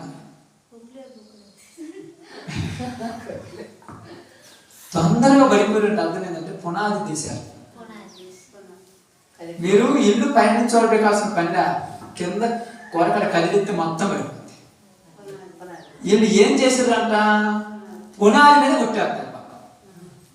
భిన్నమైన సువార్త అంటే చెట్టు పైనుంచి నరుక్కొని రావడం కష్టం తెలుసా? మొదలు నరకటం మీరు అనొచ్చు, అన్ని కొమ్మలు అనేది మొదలు నరకాలి గంట పట్టుద్ది అంటే, కొమ్మలే నరకాలంటే రోజు పట్టుద్ది. మొదలే నరికేశారు, కొమ్మలు మొత్తం పడిపోయి. పునాది ఏంటి తెలుసా? ఏది ఆధారం మీద దాన్ని లేపేశారు. భిన్నమైన సువార్త అంటే మనుషులను సంతోష పెట్టేటట్టుకు మార్చారు. క్రైస్తవుని ఎలా మార్చాడు? మనుషులను సంతోషపెట్టారు. మనుషులను సంతోషపెట్టడం అంటే ఏంది? ఇందాక మీరు చెప్పాను ప్రారంభంలో, మాట గుర్తుందా? ఏందమ్మా? మనము దేవుళ్ళో ఉన్నాం, లోకం మనలో ఉంది. ఇప్పుడు మనం దేవుళ్ళో ఉన్నట్ట లేనట్ట? మనము దేవుడు. నేను చెప్పేది మీరు ఇలాంటి ఏదో గుడ్డోడిపోయి గెట్టుబడినట్టుగా ఏది పెడితే నమ్మాత్రం నాకు తెలుసు, అర్థం కాల. ఈవిడ వచ్చి చెప్పినా కూడా ఏదేది నేను రకమన్నాను. చెప్పేది పూర్తిగా అర్థం చేయండి. ఇదేది నేను వాక్యం చెప్పట్లా, ఒక స్టడీ దాకా కొన్ని విషయాలు అవగాహన తీసుకురావడం చెప్తున్నాను. మనం ఎక్కడున్నామమ్మా? దేవుళ్ళు ఉన్నాం. మనలో ఏముంది? ఇప్పుడు మనం దేవుళ్ళో ఉన్నట్ట లేనట్ట? అది మనం ఏడున్నాం? నేనే చెప్తున్నా, మనం దేవుళ్ళో ఉన్నామని. మనం దేవుళ్ళో ఉన్నాం, మనలో లోకం ఉంది. మనం దేవుళ్ళో ఉన్నట్ట లేదా? ఇప్పుడు మనం దేవుళ్ళో ఉన్నాం కాబట్టి దేవుడిని సంతోష పెట్టాలి, మనసుని సంతోష పెట్టాలి. ఇప్పుడు మనలో ఉన్నది ఎవరు? మనం ఉన్నది అది. ఇప్పుడు జరుగుతున్న పరిస్థితి అంతా అట్టనే. ఎలా ఉందంటే బాగా అర్థం కావట్లా. ఇప్పుడు ఈ చర్చిలో బాటిల్ ఉంది, ఈ బాటిల్ ఏమన్నా నీళ్లు ఉన్నాయి. అర్థమైందా? ఈ బాటిల్లో నీళ్లు ఉన్నాయి కాబట్టి ఈ నీళ్లు బయట లోపల చర్చి లోపల, చర్చి సమానమైన కదా, బయట నుంచి వచ్చినాక. అలాగనే మనం ఉన్నది దేవుళ్ళలోని, మనలో ఉన్నది బయట. అర్థమవుతుంది? బయట మనలో ఉన్నాయి, మనం దేవుళ్ళలో ఉన్నాం. ఇప్పుడు పొద్దున్న లేచినప్పుడు నుంచి బైబిల్ కొట్టుకుంటాం, ప్రార్థన చేస్తుంటాం, వాక్యం ఉంటాం, అన్ని చేస్తుంటాం. ఇప్పుడు ఏమని చెప్తాను మీకు అర్థమయ్యే ఎగ్జాంపుల్ చెప్తున్నాను. అయ్యా రేపు మేము ఒక చనిపోయిన తర్వాత మమ్మల్ని పెట్టెలో పెట్టి ఘనంగా చేయమని చెప్తారు. అందరు చెప్పేది అంతే. ఈ రోజు బంధువులు వచ్చారని, పిల్లలు వచ్చారని, వాళ్ళు వచ్చారు, వీళ్ళు వచ్చారు, వాళ్ళ దగ్గర మేమేమన్నా అవుతామో, చర్చికి పోతామని రాకపోతే వాళ్ళు చచ్చిపోయిన తర్వాత ఎంతమందిని ఎదిరించి ఎలా కట్టాలి పెట్టలో? ఈ రోజు నువ్వే ఎదిరించలేదు, బతికున్నప్పుడే చచ్చిపోయిన తర్వాత నేను చేతి తింటారు. ఇప్పుడు నువ్వు నా కష్టమైన నష్టమైన దేవుడి తర్వాత నాకు ఏదైనా నాలో ఉన్న దేవుడు నన్ను కుదాంతంగా ఉండేట్లేదు, నేను ప్రార్థన పోవాల్సిందే మాత్రం. ఎందుకు రాలేదంటే పిల్లలేమని అనుకుంటారేమో, నువ్వు బతికినప్పుడే ఏమో అనుకుంటారనుకుంటే రేపు చనిపోయిన తర్వాత పెట్టలో పెట్టాలంటే అలేమంటారు, పెట్టలో ఎందుకు పెడుతున్నట్టే, అయ్యా బాప్టిజం తీసుకున్నారు పెట్టలో పెట్టాలి లేకపోతే ఒప్పుకోరంటే అంత లేదు. మేము వచ్చినప్పుడు మా అమ్మ మాలాగనే ఉంది, మేము లేనప్పుడు నీ ప్రార్థనకు వచ్చింది కాబట్టి మేము ఉన్నప్పుడు మాలాగే చేయాలి, మేము లేకపోతే నువ్వు చేసుకోమంటావు. ఇప్పుడు బతికినప్పుడే ఎదిరించలేకపోయాం, చచ్చినప్పుడు ఏం ఎదురుతాం మేము? నీలోనే లేదా పంతము, నీలో నాకు పట్టుదలేదు, మనం ఏం చేయాలి? అది ఇక్కడ జరిగేది. అంటే మనము చాలా మంది ఇప్పుడు లోకంలో ఎక్కువ మంది పౌలు గారు చెప్పినట్టుగా అదే లోకం మీలోకి వచ్చింది, మీరు దేవుళ్ళకి వచ్చారు, మీలో ఉన్న లోకాన్ని కడువమని నేను చెప్తున్నాను అన్నాడు. లోకాన్ని కడగటం కష్టమా? ఎందుకంటే చూడండి మీకు అర్థం అంటాం. గలతీ రాసిన పత్రికలో అదే మాట ఎట్లా చూద్దాం. గలతీ రాసిన పత్రికలో చూడండి 3వ అధ్యాయం నుంచి దాన్ని చదువుకుంటాం. ఓ అవివేకులైన గలతీయులారా, మిమ్ము ఎవరు భ్రమ పెట్టను, సిలువ వేయబడినట్టు వాడైన యేసుక్రీస్తు మీ కన్నుల ఎదుట ప్రదర్శింపబడిన కదా, ఇది మాత్రమే మీ వలన తెలుసుకొని కోరుచున్నాను. ధర్మశాస్త్ర సంబంధం క్రియల వల్ల మీరు ఆత్మను పొందితురా, లేక విశ్వాసం తినటం వల్ల ఆత్మ పొందితురా? ఓకే, 3 మీరు ఎంత అవివేకులైతురా, ఆత్మానుసారముగా ఆరంభించి ఇప్పుడు శరీరానుసారముగా పరిపూర్ణులవుదురా, వ్యర్థముగానే ఇన్ని కష్టాలు అనుభవించితిరా. ఎందుకంటున్నారంటే ఇప్పుడు మా పేపర్ తిప్పడం చెప్తున్నారు చూడండి. ఇప్పుడు 8 నుంచి జాగ్రత్తగా చదువుతాం. 4 వచ్చింది. ఆ కాలం అయితే మీరు దేవునిని ఎరగని వారే, నిజమునకు దేవుళ్ళు కాని వారికి దాసులై ఉంటిరి గాని ఇప్పుడు మీరు దేవుడిని ఎరిగిన వారు, మరీ విశేషంగా దేవుని చేత ఎరగబడిన వారై ఉన్నారు. బలహీనమైన మూల పాఠముల నిష్ప్రయోజనమైన మూల పాఠముల తట్టు మీరు మరలా తిరగనేలా, మునపట్టి వాళ్ళే చూడండి, మునపట్టి వాళ్ళే మరలా వాటికి దాసులై ఉండగోరనేలా. మునపట్టి వాళ్ళే అంటే మునపటి ఎక్కడున్నవి? మునపటివి ఎక్కడున్నవి? బాగా ఆలోచించాలి. మునపటివి ఎక్కడున్నవి? వీళ్ళల్లో ఉన్నాయి, వీళ్ళు వాటల్లో లేరు. వీళ్ళల్లో అంటే లోపల ఏళ్ళ లోపల ఉన్నాయి, వీళ్ళ లోపల ఉన్నాయి కాబట్టి లోపల ఉన్నాయి ఎప్పుడప్పుడు బయటికి రావాలిగా. ఎప్పుడు బయటకు వచ్చినాయి అంట చూడండి. అక్కడ బలహీనమైన మూలపాఠముల తట్టు మళ్ళా తిరగనేలా, మీరు దినములను, మాసములను, ఉత్సవ కాలములను, సంవత్సరములను ఆచరించుచున్నారు. మీ విషయమై నేను పడిన కష్టమే వ్యర్థమైపోయినది. ఆమేన్. వ్యర్థమైపోయింది, వ్యర్థమైపోవునేమో అన్నాడు. ఇప్పుడు మీరు ఇలా చేస్తే వ్యర్థమైపోయింది అన్నాడు. ఎందుకు ఇలా బయటకు వచ్చిన? లోపల ఉన్నది కాబట్టి కదా. ఇప్పుడు తుమ్మితే కొంతమంది పోరు, కొంతమంది పాత్రలు. ఏం పాత్ర అంటే నాలో లేదు, అది అదే పోలేదంటే ఎక్కడుంది? అది బయటికి ఆడరాదుగా. ఇప్పుడు నేను మాత్రం రోజు బైబిల్ పట్టుకొని ప్రార్థన పోతున్నాను, మా మోకాళ్ళ మీద కూర్చొని ప్రార్థన చేస్తున్నాడు, పోతుంటాను ఏదో పని మీద. ఉదాహరణకి మనకు అర్థం, మనకు ముఖ్యమైన పని ఏమంటామో పంపడం పడిపోయే పనులు ఏముండవు కదా. ఏదో పొలం నాటుకోవటానికో, పెళ్ళకో, పేరంటానికో, ఇళ్ళకో, పిల్లల దగ్గరకో, భార్యల దగ్గరకో, భర్తల దగ్గరకో, ఎవరైనా బాగా ఆడటానికి ఊళ్ళకో పోతుంటాం. పోయేటప్పుడు తుమ్మారనే టక్కన ఆగంగాని ఆగటానికి ప్రయత్నపడతాను. ఆగితే మనం అనుకుంటారని ఆగగాని వెంటనే ఏంటంటే అది మర్చిపోయినా మళ్ళీ తను తీసుకొచ్చుకుంటాను. ఎందుకు ఏంటంటే నీ మనస్సులో ఉన్నదని అది బయట పడవు, లోపల దాచిపెట్టుకోవాలి. ఇప్పుడు నీ మనసు లోపల ఉన్నది ఏమైపోతుంది? నిన్ను ఏం తుమ్మినాడు పోవద్దు, పోతే మనం చదివిద్ది. లోపల ఉన్నది ప్రేరేపిస్తుంది. అది నేను అనేది. ఇప్పుడు లోపల ఏమని చెప్పాను? నీళ్లు ఉన్నాయి. ఈ నీళ్లు ఎప్పుడు తాగుతాడు? అవసరం వచ్చినప్పుడు తాగుతాను. అప్పసం తాగుతున్నా, అప్పసం తాగితే ఏమవుతుంది? పట్టబోయి తాగుతాడు. ఇప్పుడు క్రైస్తవులు ఎలా మారిపోయారంటే లోపల ఉన్న వాటిని బయట తీసుకొస్తున్నారు. ఇప్పుడు వీళ్ళ దగ్గర ఏమైందంటే సువార్తను తెచ్చి వాళ్ళు ఏం చేశారు? వాళ్ళు లోపల ఉన్న వాటికి అనుకూలమైన వాటిని తీసుకొచ్చారు. సువార్త వాళ్ళ లోపల ఉన్న వాటిని అనుకూలమైన తెచ్చారు. ఏమో ఆ ప్రార్థన పోవాలని బైబిల్లో రాయబడిందా? మేము ప్రతిరోజు ప్రార్థన చేయబడిందా? నీ మనసులో ఉండి ప్రార్థన చేసుకుంటే దేవుడు వింటాడు. ఇప్పుడు అనుకూలంగా ఉంది ఇది, వీళ్ళకి అనుకూలంగా ఉంది. నువ్వేమి చేయొద్దన్నా, మేము ఈరోజు నువ్వు రోజు అప్పుడప్పుడు అనిపిస్తుంది, రోజు నువ్వు అన్నం వండుకోవాల్సి వచ్చిన బెల్లపానం వండుకుంటే తప్పేం లేదు కదా, ఈ రోజు వండుకోవచ్చు కదా, తినడానికే కదా, నేను దండ పెట్టుకోలేదు కదా అంటే నేను 360 రోజులు ఏ రోజు వండుకోవచ్చు కదమ్మా. 365 రోజులు ఉన్నాయి కదా, మీకు ఈ రోజు ఎందుకు వండుతున్నా? లోపల ఉన్నది అది బయటకు వచ్చింది. నీకు అర్థం కాలేదు, నువ్వేమంటున్నావు అంటే ఏం లేదంట. 365 రోజులు ఉన్నాయి, నువ్వు ఎప్పుడైనా తినడానికి ఏదైనా చేసుకోవచ్చు కదా, మరి ఇప్పుడు ఎందుకు చేయాల్సి వచ్చింది? నీలో ఉన్నది అది. అప్పుడు మనం దీనికి చెప్పే సాకేం తెలుసా? అందరి పిల్లలు తింటున్నారని మన పిల్లలు కోరుకుంటున్నారని. అందరి పిల్లలు తింటారు కరెక్ట్నే కాదంటది. మరి అందరి పిల్లలు ఉద్యోగాలు చేస్తున్నారు, అందరి పిల్లలు దేశాధిపతులు అయిపోయారు, అందరి పిల్లలు తిరుగుబోతులు తాగుబోతులు అయిపోయారు. మరి మన పిల్లలు కూడా అలా అయినప్పుడు మనం ఒప్పుకోవాలిగా. వాళ్ళలాగా మన పిల్లలు పోలిక చేస్తాను చూడు, ఇదిగో వాళ్ళందరూ కొత్త బట్టలు కట్టుకున్నారు, మన పిల్లలు కట్టుకోలేదు బాధపడుతుంది. ఇప్పుడు వాడు ఏం చేస్తాడు? సినిమాలకు పోతున్నాడు. నీ పిల్లలు పద్ధతి నువ్వు బాధపడతాడమ్మా.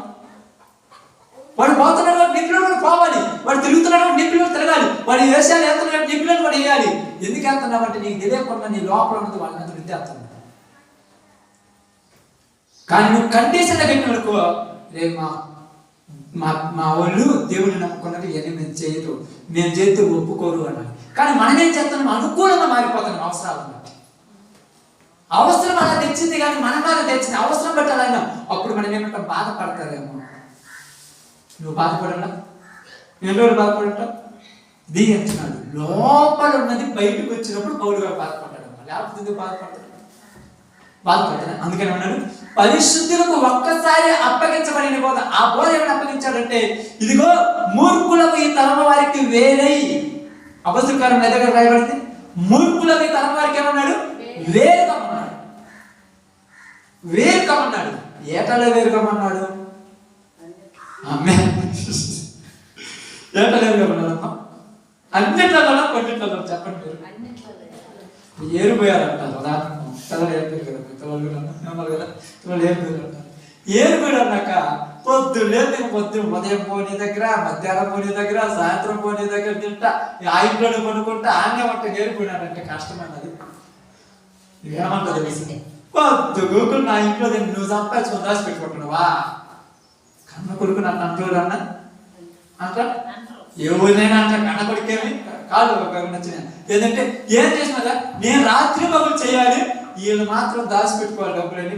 నేను పోగడితే వచ్చి పొదుగుపోతే అంటారు, నేను వండితే వచ్చి తింటారు, సాయంత్రం వచ్చి వండుకొని తింటానంటే గొడవలో ఉంటుంది. ఏంటంటే వచ్చి తినిపోయారు వాళ్ళందరూ. మరి అత్తకాడికి ఏలూరు బొమ్మని రాను, ఏలూరు బొమ్మని రా. అది ఇక్కడ బైబిల్ కూడా ఏం చెప్తుందంటే, మీరు లోకములకు ఏమన్నాడు? వేరు.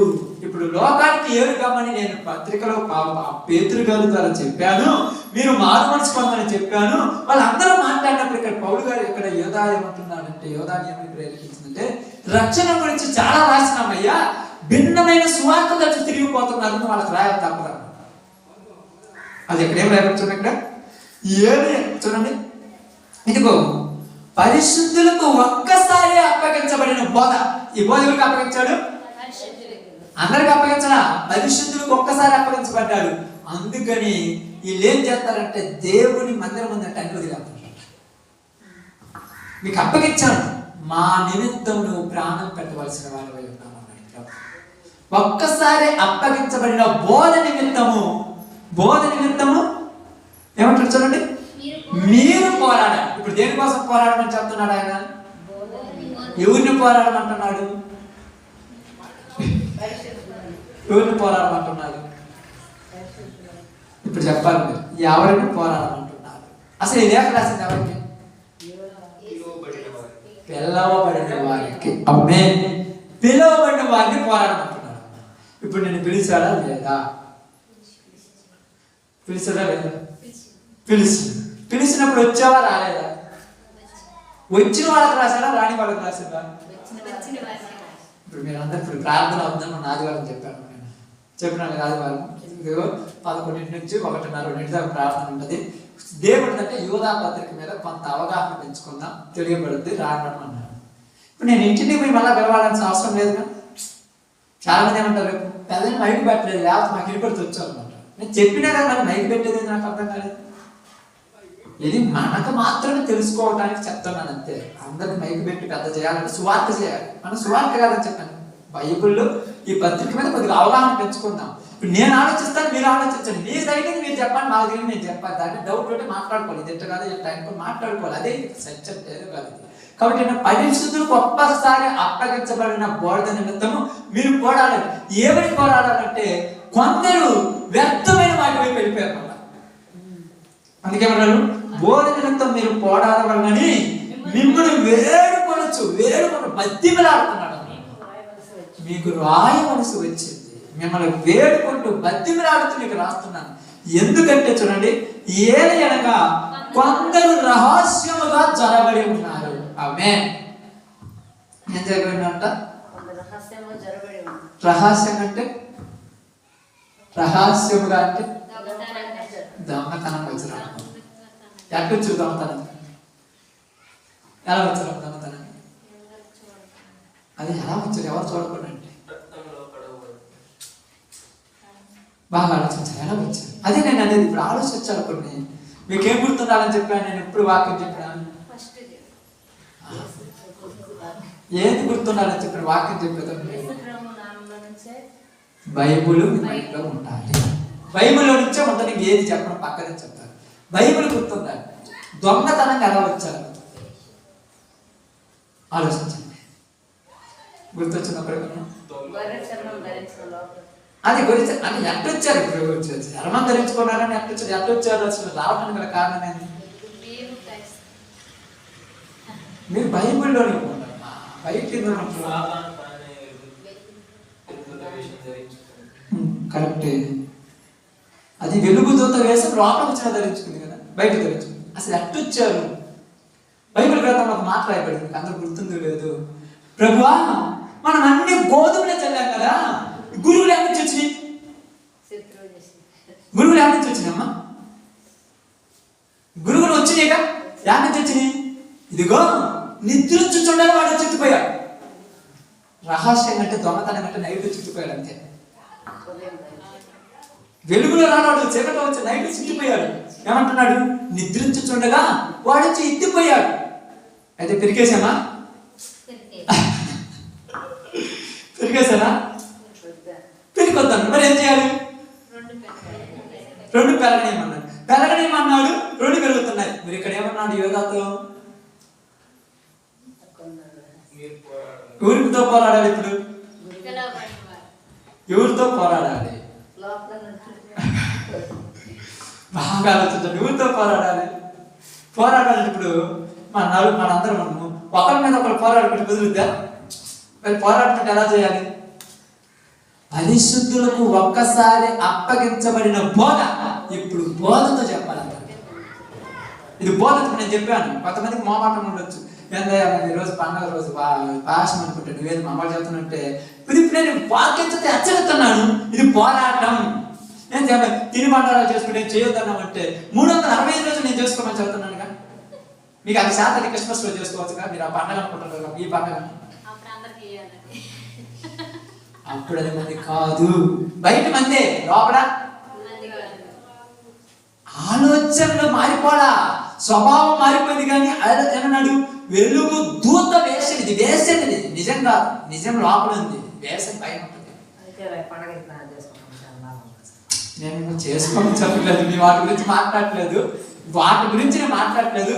అంటే ఎటొక్కదాని గురించేనా? ఇది ఒక్కటేనా? ఇది ఒకటే తొందరగా మాట్లాడుకుంటాను. నేనునే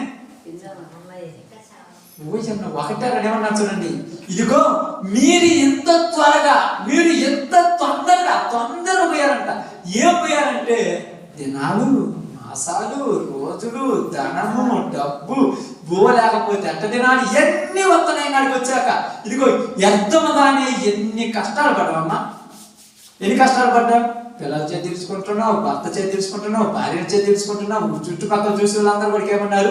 ఒక రకం చెప్పాలంటే సన్యాసులు అనేసారు. ఏం పని బాటగా సన్యాసులు తిరుగున్నారు. ఏంటి బలికిరా ఎన్ని అన్నారు? ఇన్ని బలి పడక మళ్ళా ఒక చోట జారిపోతే ఇన్ని వేస్టేగా. వ్యర్థంగా ఇన్ని కష్టాలు పడుతున్న అవసరమా? ఎన్నెందుకు శుభ్రంగా తిరిగిపోతే పాడు కొట్టేవాళ్ళు ఉంటారా? ఇప్పుడు ఉదాహరణకు మీకు చెప్పాను, ఆర్సేమన్నారు మన వాళ్ళు, కొంతమంది అన్నారు. ఇప్పుడు అన్ని విధాలుగా చేసుకుంటారు. వాళ్ళు ఏమన్నా తిడుతుంటారు, బుద్ధి మాట్లాడతారు, పాపాలు అంటారు, వేదాలు అంటారు. ఇక్కడే లేదు ప్రపంచం మొత్తంలో. ఆడిపోతే ఆడ దండం పెడతారు, ఇడిపోతే ఏడు దండం పెడతారు, ఆడ పూల మాల వేస్తారు, ఏడు పూల మీద వేస్తారు, ఆడ సాంబ్రాలు కడ్డీలు అంటారు, ఏడు సాంబ్రాలు కడ్డీలు అంటారు, ఆ టెంకాయ అంటారు, ఏ టెంకాయ. ఏంటంటే ఏమి ప్రత్యేకంగా మనకేమైనా వద్దన్నారా, మనం ఏమైనా చేయొద్దన్నారా? బైబిల్ ఆడ రాయబడింది కూడా బైబిల్ తెలిస్తే కదా. వాళ్ళ బైబిల్ తెలిస్తే చెప్తే నీకు తెలియదుగా, నీకు తెలుసు కదా, తెలిసి నువ్వేం చేశావు. అందుకని బోధ నిమిత్తం పోరాడాలి. ఒట్టుటాడో పోరాడకూడదు, పట్టాట ఆడకూడదు. ఇది ఇదని బోధ కోసం పోరాడాలి. అందుకే నేను చెప్తున్నాను, పరిస్థితులను బట్టి మారిపోతాను అంతే. మనం మారం, పరిస్థితులు మనం మార్చేస్తే ఆయన ఉన్నాడు. ఆయన రాయాలని కాదా, కానీ పరిస్థితులు ఏం చేసి నువ్వు పోవాలనుకున్నావా, ఊరి పోవాలనుకుంటున్నావు. ఎప్పుడన్నా తాను ప్రార్థన రెడీ కావాలనుకుంటున్నా, బైబిల్ చేసుకుంటున్నా, వెంటనే పోనవుతుంది. అర్జెంట్గా హాస్పిటల్ అయింది. నువ్వేమనుకుంటావు, నేను ప్రార్థన కాడ ఉండాల్సిందని నేను ఉన్నాను. అప్పుడు నీ మనసులో ఉన్నదేంటి, శరీరకంగా అర్థమైందే, నీ మనసు నిండా ప్రార్థన. కానీ దేవుడు ఏమంటారు, పరిస్థితులు బాగలేదు కాబట్టి ప్రమాదం జరిగింది కాబట్టి పోవాలి, తప్పలేదు పోయి. అప్పుడు నీ మనసు నిండా ఉన్నది. ఇప్పుడు నువ్వు లోకంలో ఉన్నవాడు వాళ్ళు ఏమంటారంటే, అనుకున్నప్పుడు ఏడుతో బాధపడుతుంటే, మనం ఎంత మంచిగా చేసినా ఏమంటారు తెలుసా, ఆదివారం నీకు వచ్చి నువ్వు పదార్థంగా లేదు.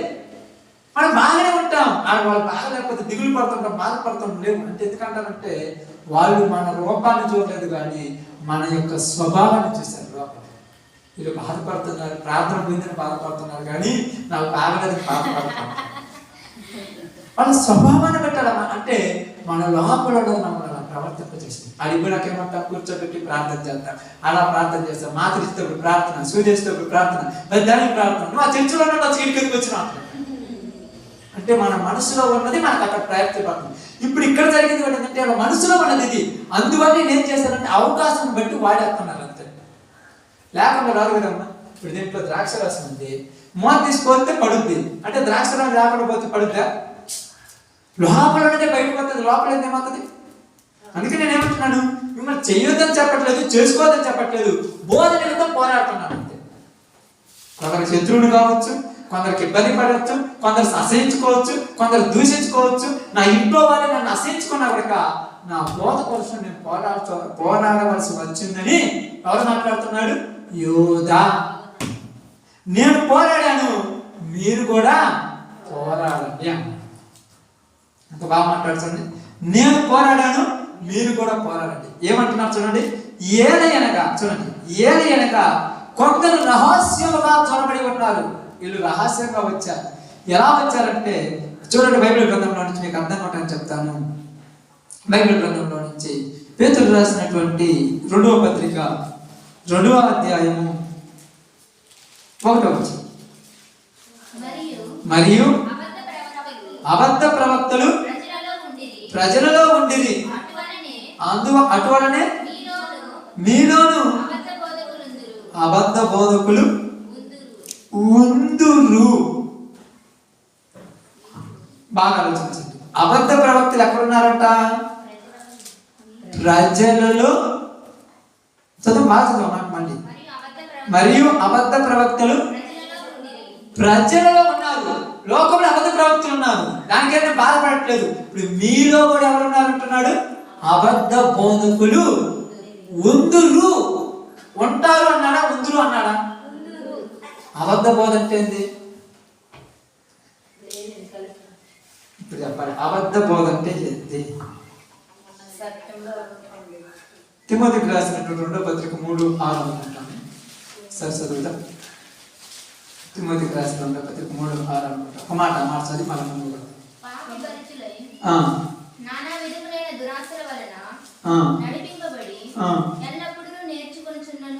ఎల్లప్పుడూ నేర్చుకొనుచున్నను సత్య విషయమైన అనుభవ జ్ఞానము ఎప్పుడు పొందలేని. ఏంటంట? ఎల్లప్పుడూ చెప్పుకున్నా కూడా అనుభవం రాదంట. ఎల్లప్పుడూ చెప్పిన అనుభవం రాదు. వ్యర్థమైన వాటిలోనికి వెళ్ళిపోతుంటారు. అవివేక స్త్రీల యొక్క ఇళ్లలోనికి చొరబడి వారిని చెరపట్టుకొని పోవారు మీలోనూ ముందులు. జ్ఞానం అవివేకం అంటే తక్కువ తెలియగలుగులను ఇలా మాయ మాటల చేత గుడి చేశారు. కూర్చుంటారు. ఎందుకమ్మా అంత దూరం పోతాం? ఏముందమ్మా అది వద్దంటే మా ప్రార్థన కూడా ఏమి వద్దాను, నీ ఇష్టం వచ్చినట్టు చేసుకుని మేము వద్దాను, ప్రార్థన వచ్చిపోతుంది సార్ అంతే. ఇది బాగుంది, బాగుందా? చాలా బాగుంది. ఇది ఎంత బాగుంది అంటే జ్ఞానం లేని వాళ్ళకి జ్ఞానాన్ని బోధిస్తున్నారు. ఇది బోధంటారు. ఇప్పుడు ఏమేమంటారు తెలుసా? అవకాశాన్ని బట్టి వాళ్ళే మారుతారు. ఇంకెప్పుడు మారుతారు? పొద్దున చస్తే అవకాశాన్ని బట్టి కాదు. అందుకన్నాడు యేసే క్రీస్తు ఉన్నాడని తప్ప. ఈరోజు బోధలు ఎలా అయిపోయాయంటే 100% నేను చెప్పాను. తండ్రిని కుమారుణ్ణి ఒప్పుకొనని వీడే ఎవరంట? క్రీస్తు విరోధి. అమ్మే ఎంత బాగా మాట్లాడారు చూడండి. ఏమంటున్నాడు? తండ్రిని కుమారుని వెప్పుకొనని వీడే క్రీస్తు విరోధి. ఎక్కడ మాట ఒకసారి చూడండి. యోహాను పత్రికలో ఎక్కడ ఉంటుంది చూడండి. మొదటి యోహాను తీయండి ఒకసారి. మొదటి యోహాను తీయండి.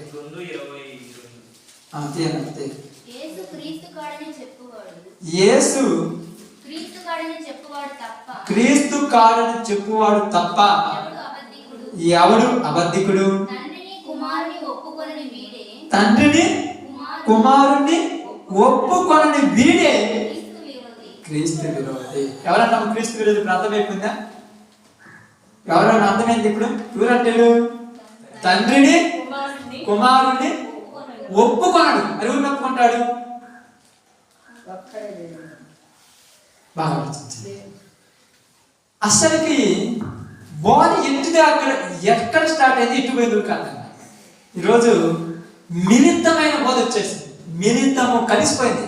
ఇప్పుడు మీరు ఎక్కడైనా ప్రార్థన కలుతుంటారు అనుకోండి, ఎక్కడికి పోయినా కూడా ఈ బోధ కనపడదు. ప్రతి చోట ఇదే. ఏమంటున్నామంటే ఏదైనా మాట్లాడతాం. ఇదే తప్పు, నేను చేసేది కరెక్ట్, నేను చేసేది కరెక్ట్. ఇప్పుడు దీనికి ఇచ్చినటువంటి సాక్ష్యం ఏంది? ఇచ్చిన సాక్ష్యం ఏందమ్మా? వాళ్ళు చెప్పే సాక్ష్యం, ఉదయం చెప్పే సాక్ష్యం ఏంది? బాగా అర్థం చేసుకోండి. నీకు అర్థం నేను చెప్తాను, బాగా చెప్పుకుంటున్నాను. 1,00,000 మంది ఒక పక్క ఉన్నారు, 10 మంది ఒక పక్క ఉన్నారు. మీరు ఎవరి పక్క ఒకటి వేస్తారు? నిజం చెప్పండి. 1,00,000 మంది పక్క వేస్తారు, 10 మంది పక్క వేస్తారు. అదే ఇప్పుడు అందరూ ఏమంటారంటే ఈ పెద్ద పెద్ద పాస్టర్లు అందరూ ఏం ఒప్పుకుంటున్నారు, వీళ్ళు మాత్రం ఒప్పుకోలేదు. ఇది కరెక్ట్, అది కరెక్ట్ కాకపోతే ఆయన ఎందుకు ఒప్పుకున్నాడు? ఉదాహరణకు ఎగ్జాంపుల్గా ఇదిగో ఏసాన్ని ఒప్పుకున్నాడు, అటుపోతే అటు భగత్ సింగ్ ఒప్పుకున్నాడు, ఏం ఒప్పుకున్నాడు, వీళ్ళు ఎందుకు ఒప్పుకున్నారు? కరెక్ట్ కాకపోతే. ఇప్పుడు మనం ఏమంటాం? జనాలు కూడా యాడ గుంపులు అడిగే పోయేది, గుంపులు ఉన్న కాడికే కదా పోయేది. ఊరితో మనకు పని లేదు కదా. అందుకని ఏమన్నారు తెలుసా? పోరాటం అంటే ఓర్పు ఉందా? పోరాడాలంటే అర్థమైంది. పోరాటం అంటే ఏంది అంటే పోరాటం మీకు అర్థం చెప్తుంది. ఒక మనిషితో ఒకరు కొట్లాడితే పోరాటం కాదు. 1000 మందితో ఒకడు ఉండేది. 1000 మంది ఒక పక్క ఉన్నాడు, ఇటు పక్క ఒక్కడు ఉన్నాడు. 1,00,000 మంది ఒక పక్క ఉన్నాడు, ఇటు పక్కన. ఇప్పుడు ఏం చేయాలి? అది యోధా గారు అంటున్నారు. అయ్యా, పరిశుద్ధులకు ఒక్కసారి అప్పగించబడిన బోధను పాడు చేసే వాళ్ళు వచ్చేటప్పుడు మీరు పోరాడాలన్నారు. ఏం పోరాడతారు? ఇప్పుడు లోకానికి ఏం కావాలి? సాక్ష్యాలు కావాలి.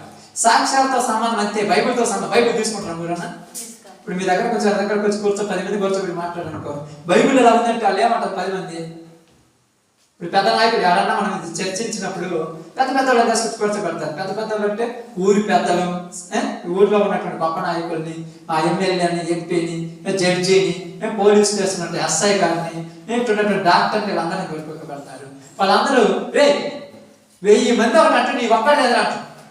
కాదు డాక్టర్ గారు బైబిల్ ఉందంటే బైబిల్ నాకేం పనిరా, సాక్ష్యాలే మేము నమ్ముతామంట. ఇప్పుడు సాక్ష్యానికి విలువ ఉందా? బైబిల్ విలువ ఉందా? మీరు అనొచ్చు బైబిల్కి విలువ ఉంది కదంటే. యేసు ప్రభు వారిని ఒక పక్క నిలబెట్టారు, ఒక పక్క.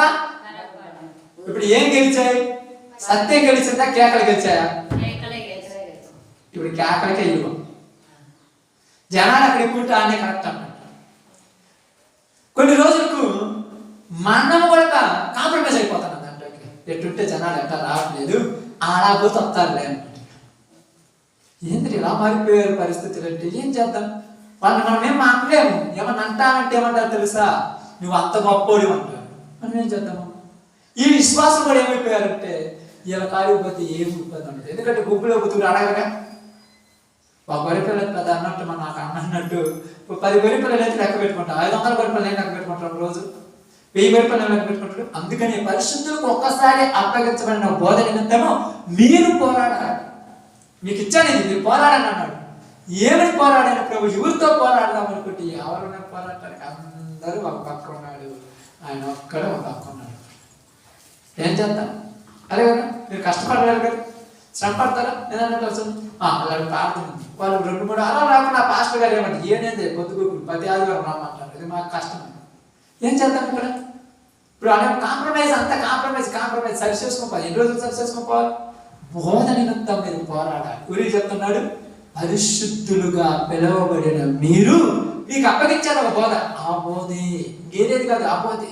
ఇప్పుడు చాలా మంది ఏమంటారు తెలుసు, నేను అప్పుడప్పుడు చెప్తుంటాను కొన్ని విషయాలు. ఇదిగో ఇక్కడ బైబుల్లో లేవు అమ్మ వార్త, నాకు పని లేదు, ఉన్న వార్త మీరు పోరాడండి, ఉన్న వాటిని తెలుసుకోమంటే ఉన్న ఏంటి మాకు తెలియతే కలుగుతుందంటారు. తెలియాలంటే అప్పుడు అట్లా తెలియజేస్తుంటారు రావచ్చు. మామూలు చెప్తే ఏమంటే ఏం తెలుస్తుంది? ప్రత్యేకమైన వాటిని పెట్టినప్పుడు తెలియజేయాలి. నేను ఇక్కడ ఏం చెప్పాలని మీకు ఏది నేర్పుతానని చెప్పాలి. అవగాహన పెంచుకున్నామన్నా, నేను పెంచుకోవాలి, మీరు పెంచుకోవాలి, అందరూ తెలుసుకోవాలి దీని గురించి. పరిస్థితులకు ఒక్కసారి అప్పగించబడిన బోధ నిమిత్తం మీరు పోరాడాలి. ఎందుకంటే కొందరు రహస్యముగా జొరబడి ఉన్నారు, రహస్యంగా వచ్చారు. వచ్చి వాళ్ళు ఏం చేస్తున్నారంట? మీలోను అబద్ధ బోధకులు ఉందరు. ఏమన్నారు చూడండి, పేతురు రాసిన మొదటి పత్రిక 2:8 వచ్చింది. పేతురు రాసిన మొదటి పత్రిక 2:8 వచ్చింది. కట్టువారు ఎలా కడుతున్నారు? కట్టేవాళ్ళు తప్పనంట, కట్టమని చెప్తున్నాను. ఎలా కడుతున్నారు? వాక్యమునకు అవిధేయులై తొట్టిడుచున్నారు. కట్టువారు వాక్యానికి అవిధేయం పడుతున్నారు, వాళ్ళు ఏమైపోతున్నారు? తొట్టిడుచున్నారు. ఇప్పుడు ఉదాహరణకు మీరు అందరూ ఉన్నారనుకోండి, మీ అందరికి ఇల్లులు కట్టడం తెలుసు కదా, మాకేది తెలియదు, చూసామంటారు. చూసినాం కదా, చూసినప్పుడు ప్లేస్ ఉంటుంది, స్థలాలు. మన స్థలం మనకు ఉంటుంది, మన స్థలం వరకు మనం కట్టుకోవాలి. ఏదోలే పక్కన కూడా ఖాళీ స్థలం ఉంది ఒక ఒక్కరు కడితే రేపటి వచ్చినప్పుడు ఏం చేస్తాడు? ఇప్పుడు పడేస్తే ఇప్పుడు బాధ లేకపోతే సంతోషం అని. అప్పుడు బాధపడినప్పుడు మన పక్షాన 10 మంది ఉన్నారని కూడా ఒప్పుకుంటుందా? ఇప్పుడు ఏం ప్రూఫ్ కావాలి వాళ్ళకు? సాక్ష్యం ఏం కావాలి? మనుషులు సాక్ష్యం తెలుద్దా? మరి ఏం కావాలా? కాగితాలు ఉందిగా, ఇదే మన బాధ, ఇది వాక్యం కాగితం, మన బ్యాగ్ ఇదే. వాళ్ళంటే ఇదిగయ్యా నా స్థలం నేను ఇచ్చేంత వరకు నువ్వేం చేస్తావు? కొంటానంటే నేను అమ్మడం చచ్చుడు పడగొట్టింది.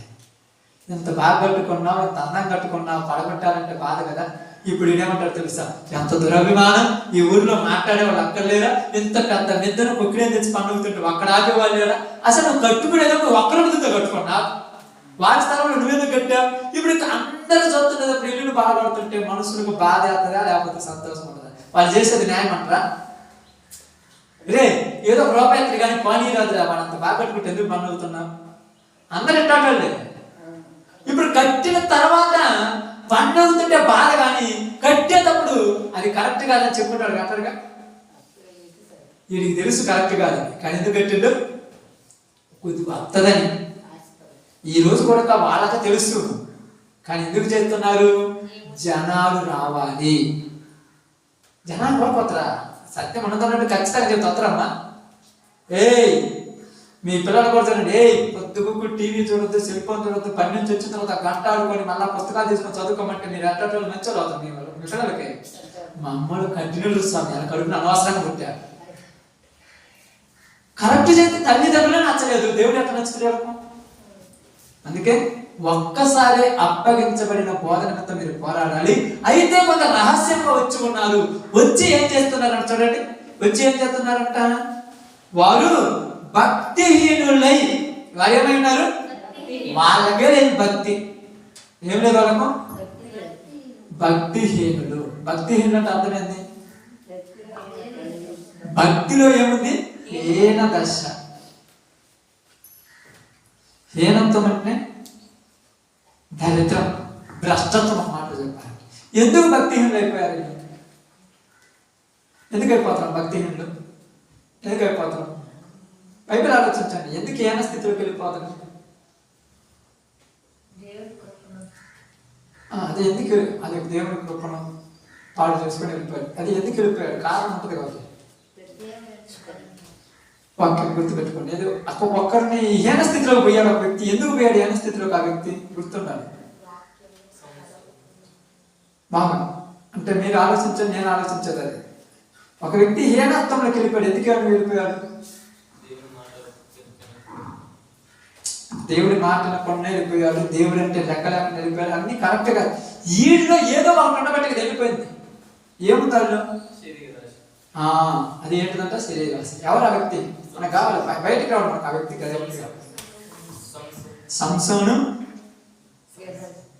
సంసోను దెలీలా వల్ల పడి భక్తిహీనుడు అయిపోయాడు. ఇంకా ఏశావు ఒక పూట కూటి కొరకు తన జ్యేష్ఠత్వాన్ని అమ్మేసుకొని భక్తిహీనుడు అయిపోయాడు. ఇంకా గహాజీ ధనాపేక్ష కోసం పరుగులు తీసి భక్తిహీనుడు అయిపోయాడు. ఇంకా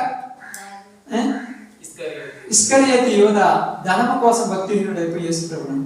ఎంతమంది ఉన్నారు మనకు? ఇది వాక్యమా కాదా? ఇప్పుడు ఇట్లా ఆలోచిస్తే మనం భక్తిహీనుడు అంటే ఏదో ఆలోచిస్తుంది. వాక్యానుసారంగా ఆలోచిస్తే మనం బయటపోతుంటాయి. వాక్యానుసారంగా కాబట్టి ఎట్టబడితే అట్లా ఆలోచిస్తే అయిపోతుంటాయి. వాక్యానుసారంగా ఆలోచించాలి. ఇప్పుడు కయ్యూను హేబేలు మీద పగబడి భక్తిహీనుడు అయిపోయాడు. అదే పగ లేకుండా భక్తిహీనుడు అయ్యాడు, మంచోడేవాడు. ఇప్పుడు ఏం జరిగింది? ఏశావు తన తమ్ముడైనటువంటి యాకోబు దగ్గర ఉన్నటువంటి ఒక పూట కూడు చిక్కుడుగా అన్నం కోసం భక్తిహీనుడు అయిపోయాడు. ఈరోజు క్రైస్తవులు కూడా ఏదో ఒక దాని కోసం భక్తిహీనుడు అయిపోతున్నారు. ఆశల వలయంలో పడి ఇప్పుడు వారిలో ఉన్న ఆశను చంపేది మనం తీసుకురావాలి వాళ్ళ దగ్గరికి. అప్పుడు వాడు భక్తి పరుడు అవుతాడు. ఆశను చంపేది ఏంటి? సంసోను ఎదురుగా ఏముందమ్మా? తెలియలా ఉంది. ఇటుపక్క ఏముంది? దేవుడు ఇచ్చిన రక్షణ ఉంది. ఇప్పుడు సంసోను దేవుడు ఏర్పరచుకున్నవాడా కాదా? ఎందుకోసం సంసోను పుట్టించాడు దేవుడు? ఫిలిస్తీన్ల చేతిలో ఇశ్రాయేలు కాపాడడానికి. ఎంత మంచి వాక్యమే చూడండి. కాపాడటానికి పుట్టినాడు, వారి చేతిలో బందీలైపోయాడు. నాకు అర్థం కాలేదు. అయిపోతాము. నువ్వు కాపాడటానికి వచ్చావు, మరి వారి చేతిలో బందీలైపోయావా? ఇప్పుడు ఎక్కడ చేసిన కట్టేసే వాళ్ళు? వాళ్ళ దేవాలయం ఏంది? అసలు అక్కడ కట్టేసిన అక్కడ ఉండొచ్చా? ఎప్పుడన్నా అడుగు పెట్టినావా? ఇంతకుముందు పెట్టావా? ఇంతకుముందు గురించి మాట్లాడతా. ఎప్పుడైనా అడుగు పెట్టావా? ప్రార్థన దేవుడిని నమ్ముకున్న తర్వాత బాప్తీసం తీసుకుని ఎప్పుడైనా అడుగు పెట్టావా? ఇప్పుడు వాళ్ళ దగ్గర అక్కడ ఏం చేశారు? ఆయన కట్టేశారు. కట్టేయడానికి గల కారణం ఏంటి? ఎవరికైనా పోయి కూర్చుంటారా? ఎవరైనా కూర్చుంటారు? ఎవరికైనా పోయి మీరు ఎలా కూర్చున్నారు? ఎవరికైనా పోయి బాగా ఆలోచించాలి. అంటే చెప్పేది కూడా కాదండి, కాదంటే ఎలా పడిపోయారంటే మొట్టమొదట అతడి వీక్నెస్ అనుకున్నారు. బలహీనత. నువ్వు చెప్పి బలహీనత. ఇతడి బలహీనత ఏంటిది? బలహీనత ఏంటిది? స్త్రీలంటే ఆశ. ఈ బుద్ధి లేని స్త్రీలంటే ఆశ. అర్థమైందా? గహాజీకి డబ్బు అంటే ఆశ. ఇస్కరియోతు యూదా బలహీనత ఏంది? డబ్బు. యేసేవ బలహీనత ఏంది? కడుపు. ఆకలి అయితే ఉండలేదు. కొంతమంది ఆకలి అయితే ఉండలేదు. ఆకలి అనుకో పిడిసాలు అంటారు, ఇదిగో దేవుడు అది విగ్రహాలు అర్పించిందంటే విగ్రహాలు అర్పించుకో దేవుడు ఇచ్చిందేగా అని ఆకలి కోసం సరి చేసుకొని తినేస్తారు. దానికి మనం ఏమనలేము. ఇది విగ్రహాన్ని అర్పించింది, ఇప్పుడే ఆ బలి వచ్చావు, మీరు తింటరా తినకూడదంటే అదేగా నువ్వు ప్రత్యేకంగా పుట్టించినవా? దేవుడు పుట్టించిందేగా చెప్పినా కూడా తిన్నానంట. నేనున్నా అంటే దేని కుళ్ళేకపోయాడు? ఆకలి కుళ్ళేకపోయాడు. ఆకలి కుళ్ళాక పాతుంటే అక్కడ ఏడత దేవాలయం ఉంది. దేవాలయంలో ప్రసాదం పడుతుంటే పోయి చదివారు. ఎందుకంటే మీరు బైబుల్ పట్టుకొని ఇంటికి వచ్చావంటే ఇది కూడా దేవుడు ఇచ్చింది అయ్యావు ముందు పెట్టి కొడుకుని ఆకలి అవుతుంది. యేసేవాళ్ళకి కూడా ఆకలి కుళ్ళాడు. దెలీలా అంటే స్త్రీల వ్యామోహం కలిగినోడేమో సంసోను, సులోమాను. అన్న మీద కోపం, తమ్ముడి మీద కోపం ఉన్నోడేమో, ఓర్చుకోలేని తత్వం కలిగినాడేమో ఎవరు? కయ్యూను. ఇటుతేనేమో డబ్బు వ్యామోహం కలిగినోడు గెహాజీ, ఇస్కరియోతు యూదా. ఇటుతేనేమో మనకు చూసినప్పుడుగా ఇంకా మనం చూసినప్పుడు సులోమాను, వీళ్ళందరూ కూడా ఇలా ఉన్నారు. ఇప్పుడు వీళ్ళ బలహీనత ఇది. ఇప్పుడు బలహీనత వాడికి తెలుసు. ఎవరికి తెలుసు? ఇప్పుడు వచ్చి మామూలు ఎప్పుడు చెబితే ఎక్కడ ఇప్పుడు వచ్చి చెప్పాలి? దెలీలా దగ్గర పడుకొని నిద్రపోతున్నప్పుడు చెప్పడా? ముందుగానే సంసోనుకు స్త్రీలంటే బలహీనతని తెలిసి దెలీలా నేర్పించాడు. ఇప్పుడు ఈ ఫిలిష్తీయుల ఊరి దగ్గర పోయారు. సంసోను దగ్గర పోతే బాగుండు. ఏం చేస్తారు సంసోను దగ్గర పోతే? గాడిద యొక్క దవడెంక తీసుకొని 1000 మందిని చంపినాడు. వీళ్ళు రాగలరా? సంసోను గారి దగ్గరకు మన మీద సంసోను చాలా గొప్ప, అమ్మ మన పోతే చంపేస్తాడు. ఏంటంటే సంసోనుకు వీక్నెస్ అవుతుంది. దెలీలా, ఇప్పుడు దెలీలా దగ్గర దెలీలా సంసోను మాకు బట్టెత్తవా అన్నాడు. మాటట్లా నీవంటే ఏమైనా చేస్తాడు అంతే, నీకోసం ఏదైనా చేస్తాడు అంతే. దేవుడిని వదిలిపెడతాడు, దేవుడిని ఏదైనా వదిలిపెడతాడు నీకోసం. వాడికి అంత పిచ్చి నువ్వంటే. 4-5 సార్లు అడిగినప్పుడు తెలివైన ఉండాలిగా. ఎన్నిసార్లు అడుగుతుంది ఏందని ఈ పిచ్చిలో పడ్డవాడికి ఏం అర్థం కాదు. అర్థమైందమ్మా? ఆ పిచ్చిలో పడ్డవాడికి ఏం అర్థం కాదు. ఒక పిచ్చి, ఆ పిచ్చిలో పడిపోయారు క్రైస్తవులు ఈరోజు. వాక్యం చెప్తే అప్పుడు చెప్పినయ్యా ఎవరు కరెక్ట్గా ఉండరు అంటే ఇప్పుడు పిచ్చిలో పడ్డాడు. నేనంటే పొలం నాటుకుంటున్నారు, తినేవాడు తింటున్నాడు, తాగేవాడు తాగుతున్నాడు, విచారం చేసేవాడు చేస్తున్నాడు, వంతనాలు చేస్తున్నాడు. మనం అవన్నీ వద్దురా, ఆదివారం దేవుడి మందిరంలో ఉండాలి, మిగతా రోజులు పనికి పోండా, ప్రార్థిస్తే రాండా, మిగతా సరే పంపితే పని చేసుకోవాలి, దేవుడు వద్దన్నాడా? ఇప్పుడు సంసారం అడిగింది ఏమన్నాడు? అన్నప్పుడు స్త్రీలను ఎందుకు చేశాడు దేవుడు అంటాడంట. అసలు స్త్రీ నువ్వు చేయమన్నాడు దేవుడిని. అసలు స్త్రీలే లేకపోతే నేను అసలు పాపం చేశాను కనుక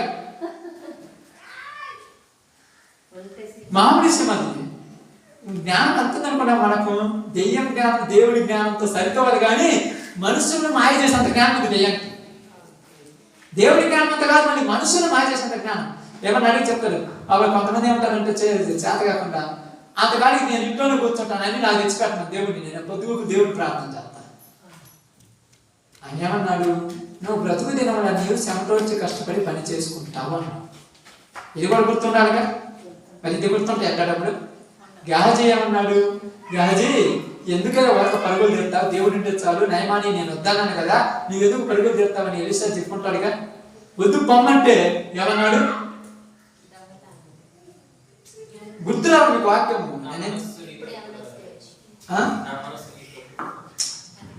ఎలీషా వద్దు పొమ్మన్నాడు నయమాన్ని ఎలీషా వద్దు పోయా, నాకు వద్దు, నీ బహుమానాలు ఏమొద్దు పొమ్మన్నాడు. అప్పుడు పక్కనే ఉన్నటువంటి గెహజీ మనసులో ఏమనుకుంటున్నాడు?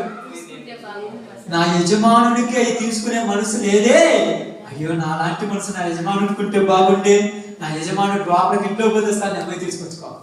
నీ మనస్సు నీ యజమానుడి మనసు లాంటిది కాదు, నీ మనసు నీ యజమానుడి మనసులా మారిపోవాలి. ఆయన మనసు నీలాగా మారాలంటలేదు. దేవుడి మనసు మనలాగా ఎందుకు మారుతుంది? మన మనసు దేవుడిలాగా మారిపోవాలి. ఇప్పుడు మనం ఏమంటున్నాం? మనకు అనుకూలంగా దేవుడిని మార్చేసుకుంటే అంత బాగుంటుంది. అందుకంటున్నాడు, పరిశుద్ధులకు ఒక్కసారి అప్పగించబడింది బోధ. ఈ బోధ కోసం మీరు ఎందుకు పోరాడాలంటే కొంతమంది రహస్యముగా చొరబడ్డారు. సంసోనులో ఉన్న బలహీనత అపవాదికి తెలుసు. అపవాది ఇప్పుడు ఎవరికి చెప్పింది? ఫిలిష్తీయులకు చెప్పింది. ఇప్పుడు ఫిలిష్తీయులు ఏం చేశారు? దెలీలా దగ్గరికి వచ్చారు. అంతే, అంత అసలు అంత ఎక్కువ జరుగుతుంది. ఇప్పుడు దెలీలా దగ్గరికి ఫిలిష్తీయులు వచ్చినప్పుడు దెలీలా ఏమన్నది? సంసోనుడి మీద ఫిలిష్తీయులు వస్తున్నారు అన్నప్పుడు బుద్ధి లేదన్నా నా మీదకి వాళ్ళు ఎందుకు వస్తారు అనొచ్చుగా. అసలు నా మీదకి వాళ్ళు ఎందుకు వస్తారు, వాళ్ళు వస్తారని అసలు ఆ మాట ఎందుకు అక్కడ అనొచ్చుగా. ఎక్కడ లేసాడు, తెంపుకున్నాడు, అది చేశాడు, ఇది చేశాడు, రమ్మని చూసుకుంటాను అనుకున్నాడు. మళ్ళా దారిలోకి పోతున్నాడు. ఈరోజు మనకు కూడా ఏమన్నాడు? సత్య విషయమై అనుభవము ఉన్నా మళ్ళా బుద్ధి లేకుండా వెళ్ళిపోతున్నారు. వాళ్లకు మనం చెప్పాలి అని మాట్లాడుతున్నారు. అందుకన్నారంటే ఇది మామూలు విషయమా? చూడండి, దొంగను పట్టుకోవచ్చు, బాగా అర్థం కావడం చెప్తాను. నిద్రపోయేవాడిని లేపొచ్చు, నిద్ర లేనుని లేపొచ్చు, నిద్ర పోతున్నట్టు నటించని అసలు లేపలేదు. నిద్ర పోతున్నట్టు నటిస్తే నేను లేపుకోవాలమా?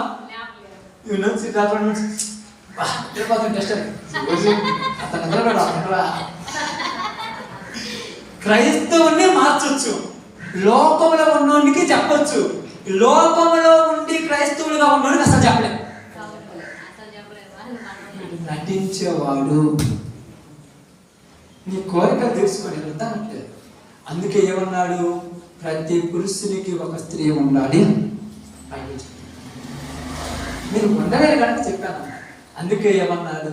ఏ నాటికి కావలసిన ఆహారం ఆనాడు మీకు ఇస్తాను అన్నాడు. ఆకాశం పక్షులు చూడు విత్తవపోయావు, దేనికోసం నీకు డబ్బులు? కడుపు కోసమే కదా. ఇదిగో అడవిలో పెరుగుతున్న చెట్లు చూడు ఎంత అందంగా ఉన్నాయి, వాటికి తన గురించి నేను మీకు వస్త్రాలు వేయలేనా? ఇస్తాను, కానీ మీకు మాత్రము నమ్మకం లేదు. అందుకని ఇక్కడ ఇదే మాట్లాడుతున్నాడు. వారు భక్తిహీనులై దేవుని కృపను మన దేవుడి కృపను దేవుడి కృప చెప్తున్నాడు ఆయన మీద. అంటే కృప అంటే ఏంటిది తెలుసా? ఆయన కనికరం, దీర్ఘశాంతం, ఆయన కనుదృష్టి. ఇంకా కృప అంటే ఏంటంటే మీకు అర్థం కావడానికి చెప్తాను. క్షమించే మాట, ఒక మాట చెప్పడం మాకు శనివారం చెప్పాను. క్షమించడమే కృప అంటే ఏం లేదు. అంటే కృపను క్షమిస్తాడు, యాక్టర్ క్షమిస్తాడు. ఇప్పుడు దేవుడు క్షమిస్తున్నాడని జనాలు ఏం చేస్తున్నారమ్మా? దేవుడు క్షమిస్తున్నాడని చేస్తారు, అదే క్షమించకపోతే చేస్తారా? ఎందుకు చేయరు? ఇంకా చెప్పాలి, ఎందుకు చేయరమ్మా? ఫస్ట్ సారి తెలియని దగ్గర పోయినప్పుడు చంపేది మళ్ళీ పోతుందా? దేవుడు ఎందుకు క్షమిస్తున్నాడంటే మారుతారు. ఇందాకేమన్నాడు? అయ్యా పీకేశానా గురుగులు అంటే వద్దు పెరగని. ఎందుకంటే వాటిని పెరుగుతుంటే ఈ కూడా లేసొస్తా. ప్రార్థన కొత్త ఏలనే చంపేస్తే వచ్చేవాళ్ళు ఏమంటారు? అర్థమైందమ్మా? ప్రార్థన పోతున్నాము, ప్రార్థన బైబిల్ చదువుకుంటున్నాము, రోజు ప్రార్థన చేస్తాను, చిన్న తప్పు చేస్తే మనమన్నా చెప్తే వాళ్ళు ఏమంటారు? అమ్మో ప్రార్థన కూడా అందరూ చచ్చిపోతున్నారు, బాగుంటున్నారు, కరెక్ట్ చచ్చిపోతాను, ఇప్పటికి చాలా ఇబ్బందులు పడతారు. ఇంకా అందుకేమంటున్నారు తెలుసా?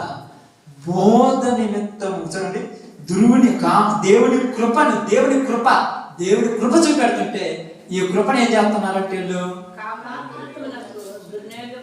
ఈ కృపను ఏం చేస్తున్నారంటే కామాతృత్వమునకు దుర్వినియోగపరచుచు అంటే బాగా అర్థం చేసుకున్నాను.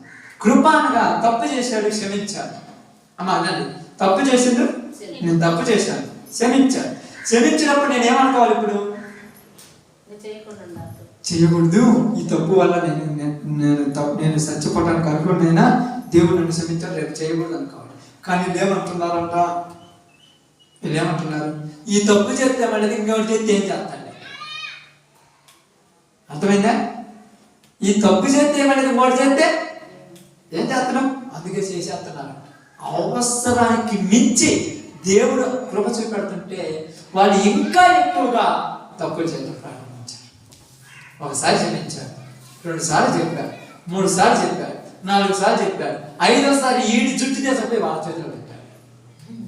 నా బలమి అనే ఉంది తెలియలాగారు, నా జుట్టు కట్ చేయి, నేను పోతాను చెప్పారు. ఎంత దాకా వచ్చి చూడు, నన్ను కొత్త తాడుతో పేడితే నేను ఉంటాను, కట్టెత్తే ఉంటాను, అది చేస్తూ ఉంటాను, నా జడలేమన్నాడు. ఇన్ని చెప్పినాడు ఎంత దిగజారిపోతున్నాడు క్రైస్తవులు ఈరోజు. ఒక్కసారి డైరెక్ట్ పడుతున్నామా? మనం డైరెక్ట్ పడిపోతే బాగుంది, డైరెక్ట్ పడిపోతాం. చిన్నగా పడిపోతాం. నిజంగా నీకు అతని మీద ప్రేమ ఉంటే చెప్పేవాడు కదా. అలాగని అంటారు, నిజంగా మేమంటే ప్రేమ ఉంటే మా కాడికి ఒక్కసారి రావచ్చు కానీ నిజంగా ప్రేమ ఉంటే లేక చచ్చింది అలా ప్రేమ చచ్చింది. మేమంటే నిజంగా ప్రేమ ఉంటే ఒక్కసారి రావచ్చు కానీ ఆ వచ్చేది ఏదో రోజు వస్తాం. ఈ రోజు ఎందుకు రమ్మంటున్నావు? మేము పెట్టుకుని ఈ రోజు రేపు చేయించుగా పెళ్ళి అంటే మా బ్యాముడు ఈ రోజు చెప్పారు, మా ప్రభు ఈ రోజు వస్తాను అనండి. నువ్వు మీ బాబుని మాట అంటే నేను నా ప్రభు మాట అంటా. కుదురుద్దా? బాధ ఎందుకు దిగులు పడుతూ ఉన్నావు? ఎందుకు సంతోషం లేదంటే ఎందుకు నేను దూరంగా బాగానే ఉన్నా, ఎందుకు లేను? నీ మాటలే చదువుతున్నాయి, నాకేం బాగుంటే శుభ్రం. నీ మాటలే చెప్తున్నా, నీ మనసులో లేదు. ఇది ఆ ఉండి మనసు అది ఏం చేయగలరు? నీ మాటలే చెప్తాను. ఎప్పుడు చాలా మంది కసిరించుకుంటూ మాట్లాడతారు. ఎందుకంటే పోవాల్సిన కాడికి పోలా. ఎందుకు పోలేదంటే పైన ఒత్తుడు, లోపల ఒత్తుడు.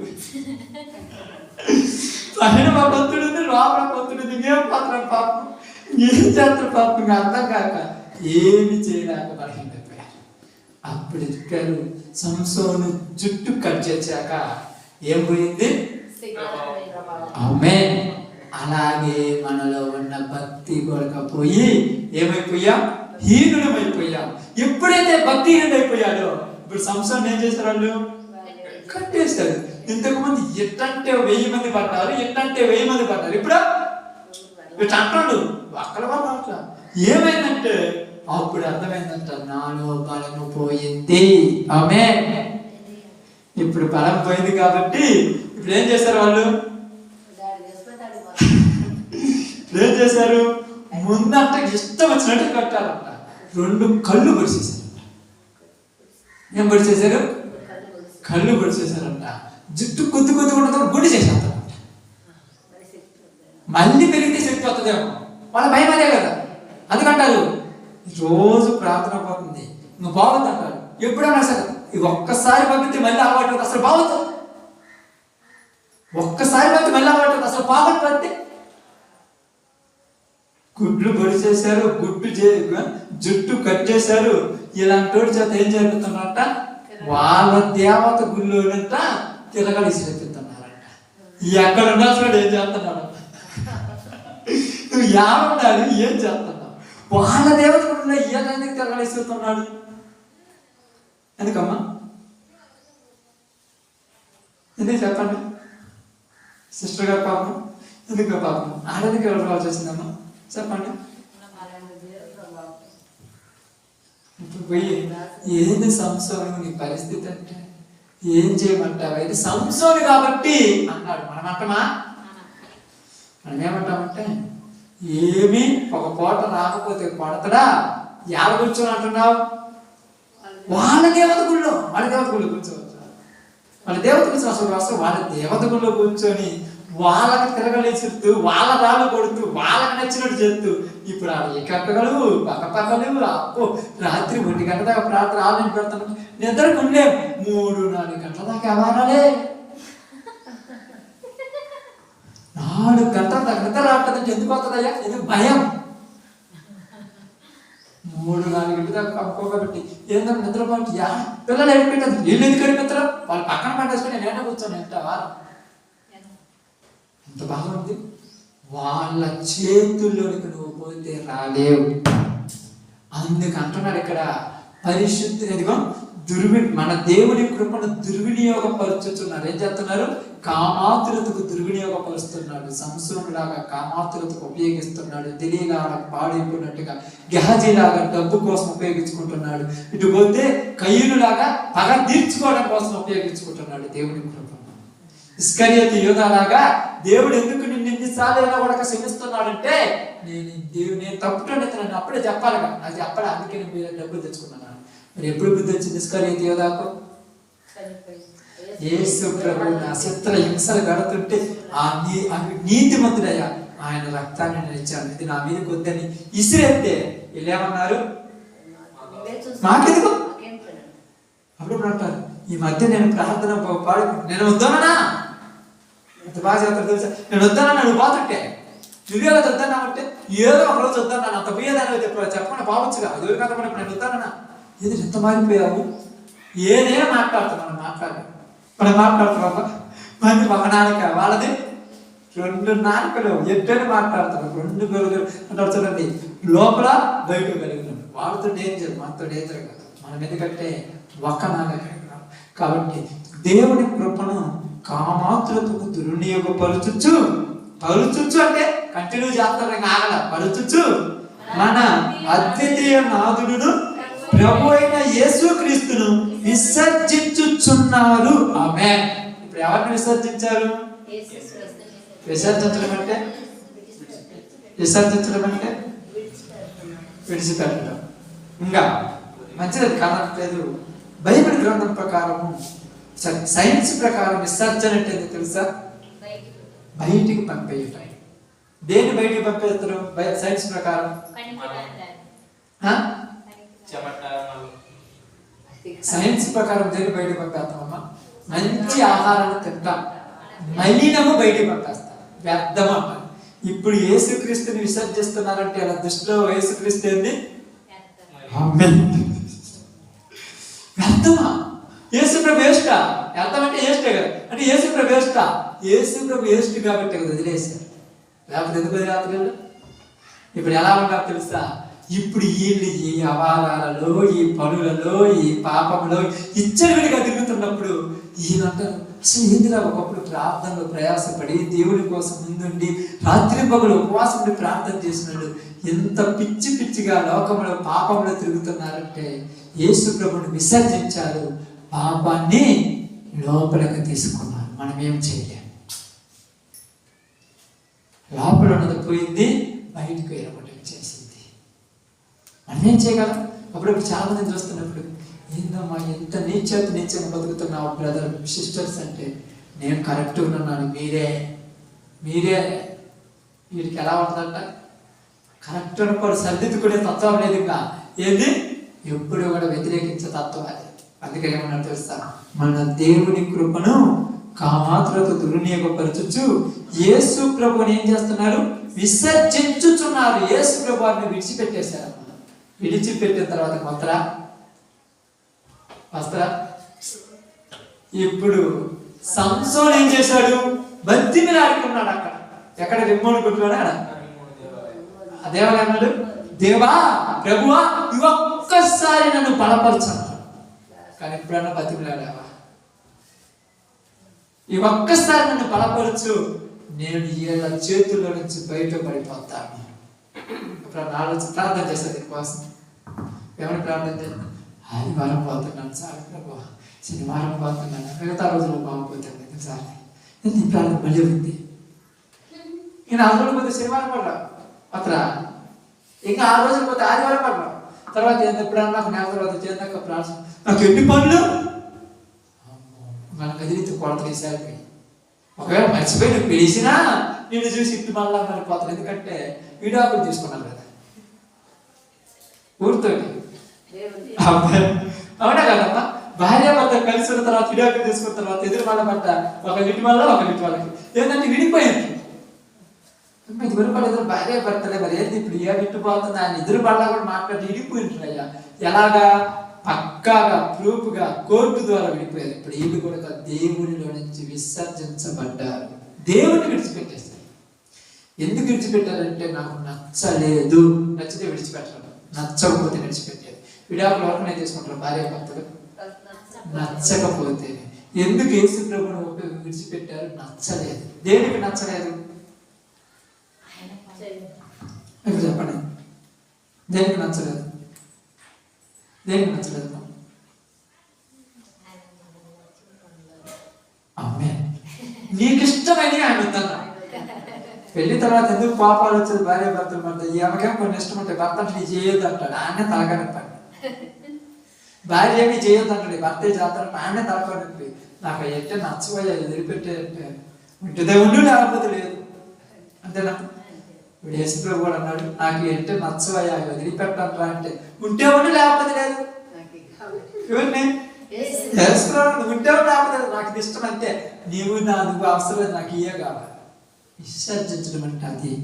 కాబట్టి ఈ మాటలు ఏమంటున్నారంటే, ఎందుకు పారాడమంటున్నారంటే దేవుని యొక్క కృపను వారు పాడు చేస్తూ యేసు ప్రభువును ఒప్పుకోకుండా, తండ్రిని కుమారుడిని ఒప్పుకోకుండా వాళ్ళ కోరికలకు నచ్చినట్టు వెళ్ళిపోతున్నారు. సత్యం వైపు, సత్యం నుంచి అసత్యములకు, చీకటిలో నుంచి ఆశ్చర్యకరమైన తన వెలుగులోనికి పిలిచిన వాని పునాది చేయమని ప్రచురణ చేయటానికి ఏర్పరచబడిన వంశమును రాజులేని యాజక సమూహముగా ఉండాలని మనం పిలిస్తే ఈ వెలుగులో నుంచి మళ్ళా చీకటిలోకి వెళ్ళిపోవాలనుకుంటున్నాం. చీకటి ఎందుకు అంత నచ్చిందంటే చెప్పండి, ఎందుకు నచ్చింది చీకటి? ఇంకా ఎందుకు నచ్చింది చీకటి? వీళ్ళ లోపల ఉన్న స్వభావం అదే. లోపల అదే నేను చెప్పాను కదా, మనము దేవుళ్ళలో ఉంటాం, మనలో ఇప్పుడు మనం దేవుళ్ళలో ఉన్నాం, మనలో లోకం. కాబట్టి బైబిల్ కూడా ఏం చెప్తుందంటే, మీరు నాలోకి వచ్చారు కానీ మీలో నన్ను తీసుకోండి అంటున్నాను. ఆయనను మనలోనికి తీసుకున్నప్పుడు మనకు వేరే ధ్యాస ఉంటుంది. కాబట్టి అందుకని తర్వాత ఏమవుతుంది, ఈ సంగతులన్నీ మీరు ముందుటనే ఎరిగి ఉన్నను, నేను మీకు జ్ఞాపకం చేయుచున్నది ఏమనగా, ప్రభువు ఐగుప్తులో నుండి ప్రజలను రక్షించినను వారిలో నమ్మకపోయిన వారిని తర్వాత నాశనం చేసింది. ఇది ఉపోద్ఘాతం. ఈ బైబిల్ మొత్తం ఉపోద్ఘాతం ఏంటంటే, ఒక మాట చెప్తానంట, ఉపద్ఘాతం ఏంటంటే దేవుడు వాళ్ళని బాగుపరుచుకోవాలని పిలుచుకున్నాడు. అయితే వాళ్ళు దేవుళ్ళకి వచ్చారు కానీ దేవుడిని వాళ్ళలోకి తీసుకోకుండా మళ్ళా బయటకు పోయారు. ఎందుకు పోయారు బయటకంటే ఆశలు చంపుకోలేక వెళ్ళిపోయారు. ఇప్పుడు దేవుడు ఏమంటాడు ఇక్కడ యోధా ఏమంటున్నాడంటే, అలాంటి వాళ్ళకు మీరు అది పాడైపోయేది సత్యమైన బోధన వాళ్ళకి చెప్పండి, దేవుడి గురించి ఉన్నతున్నట్టు చెప్పండి, వాళ్ళు రావాలి. అయితే అయ్యా కొంతమంది మళ్ళా పోతున్నారంటే అందుకని హెచ్చరిక ఏమంటున్నారు తెలుసా? ఇప్పుడు మళ్ళీ ఇది రెండో భాగం, మనకు మెయిన్ పాయింట్ ఇది. అంటే మెయిన్ అస్సలు కథ ఇక్కడ ఏముందంటే, ఈ సంగతులన్నీ మీరు ముందునే ఎరిగి ఉన్నాను, నేను మీకు జ్ఞాపకం చేయటం ఏంటంటే, ఐగుప్తులో నుండి దేవుడు తన ప్రజలను రక్షించినను వారిలో నమ్మకపోయిన వారిని ఏం చేశారు? తరువాత నాశనం చేశారు. ఇప్పుడు అనొచ్చు, మీరు అందరూ చెప్పొచ్చు, అయ్యా అలాంటి వాళ్ళు సంఘాలలో ఉంటే దేవుడు చంపేయచ్చు కదంటే, చంపడు, తర్వాత నాశనం చేస్తాడు. ఇప్పుడేమండు తర్వాత చెప్పచ్చు. తర్వాత మరియు తన ప్రధానత్వం నిలుపుకొనక తమ నివాసాలను విడిచిన దేవదూతలను మహాదినము జరుగు తీర్పు వరకు కటిక చీకటిలో నిత్య పాశంలో ఆయన బంధించి భద్రము చేశాను. మళ్ళా ఇక్కడ ఒక ఎగ్జాంపుల్ ఏం చెప్తున్నాడు? పరలోకంలో ఉన్న దేవదూతలు కూడా దేవుని యొక్క ఆంక్షలు, దేవుని యొక్క ఉద్దేశం నచ్చడమాట. కాబట్టి ఇప్పుడు లూసిఫర్ అనేటువంటి అపవాది మాట విని తన హృదయంలో గర్వించిన వారై తన హృదయంలో అహంకారం తెచ్చుకొని ఏం చేశారంట? దేవుణ్ణే దూషించారు. ఏమని దూషించారు? దేవుణ్ణి దూషించడం అంటే ఏంటి? తిట్టారు. తిరుగుబాటు. ఏ తిరుగుబాటు అమ్మా?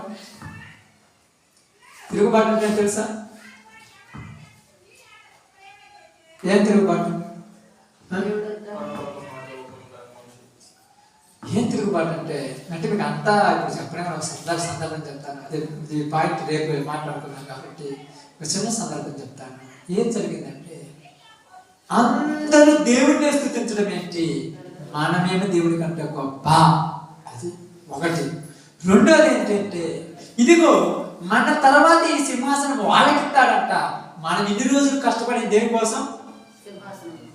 అది మనకే కూడా వాళ్ళకిస్తానన్నాడు. కాబట్టి మనం ఎదురు తిరగాల్సిందే. ఎదురు తిరుగుతున్నారంట. ఈ మధ్య ర్యాలీ చేస్తున్నారు తెలుసు క్రైస్తవులు కూడా. ఏమి ర్యాలీ? మాకు న్యాయం కావాలి, మాకు ఎవరు చేస్తారు న్యాయం? న్యాయం చేసేది దేవుడు నాకు న్యాయం చేయాలని చర్చిలో కూర్చొని మోకాలు కూర్చొని ప్రార్థన చేసి న్యాయం కావాలి. ప్రార్థన చేసి వెళ్ళి సువార్త చెప్పు. ఆటంకాలను ఏం చేస్తాడు? దేవుడు తీసివేసి సువార్త కావాలి.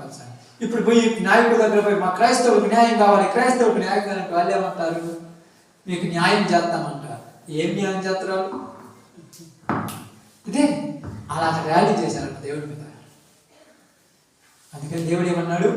అక్కడి నుంచి వాటన్నిటిని పన్నుకి ఎక్కడ దాచిపెట్టారు? పన్నుకి వాటిని కటిక చీకటిలో.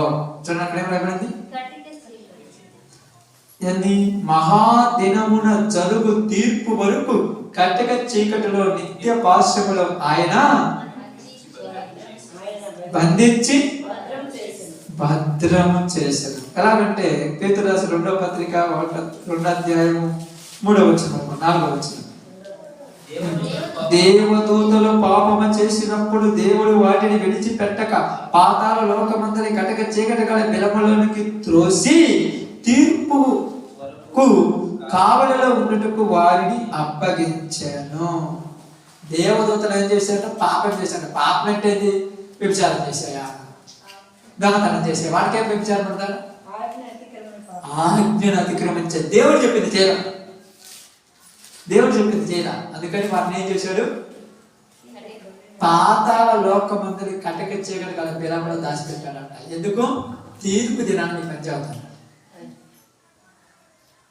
వాటిల్లో కొన్ని నుంచి మనం పాడు చేస్తాం.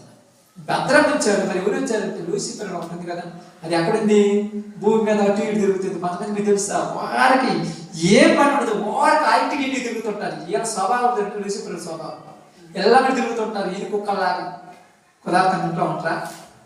అస్సలు ఉంటారు. ఈ ఇంటి కడుకొద్దాడు, ఆ ఇంటి కడుకొద్దాడు, ఆ ఇంటి కడుకొద్దాడు, అల్లా ఇంటి కడుకొద్దు. ఏంటి తిరుగుతున్నారంటే, నేను తిరిగితే నీకేమైంది, నా కాళ్ళు అరిగిపోతున్నాయి. తిరిగి వస్తే పర్లా, తిరిగి ఏం చేస్తుంది?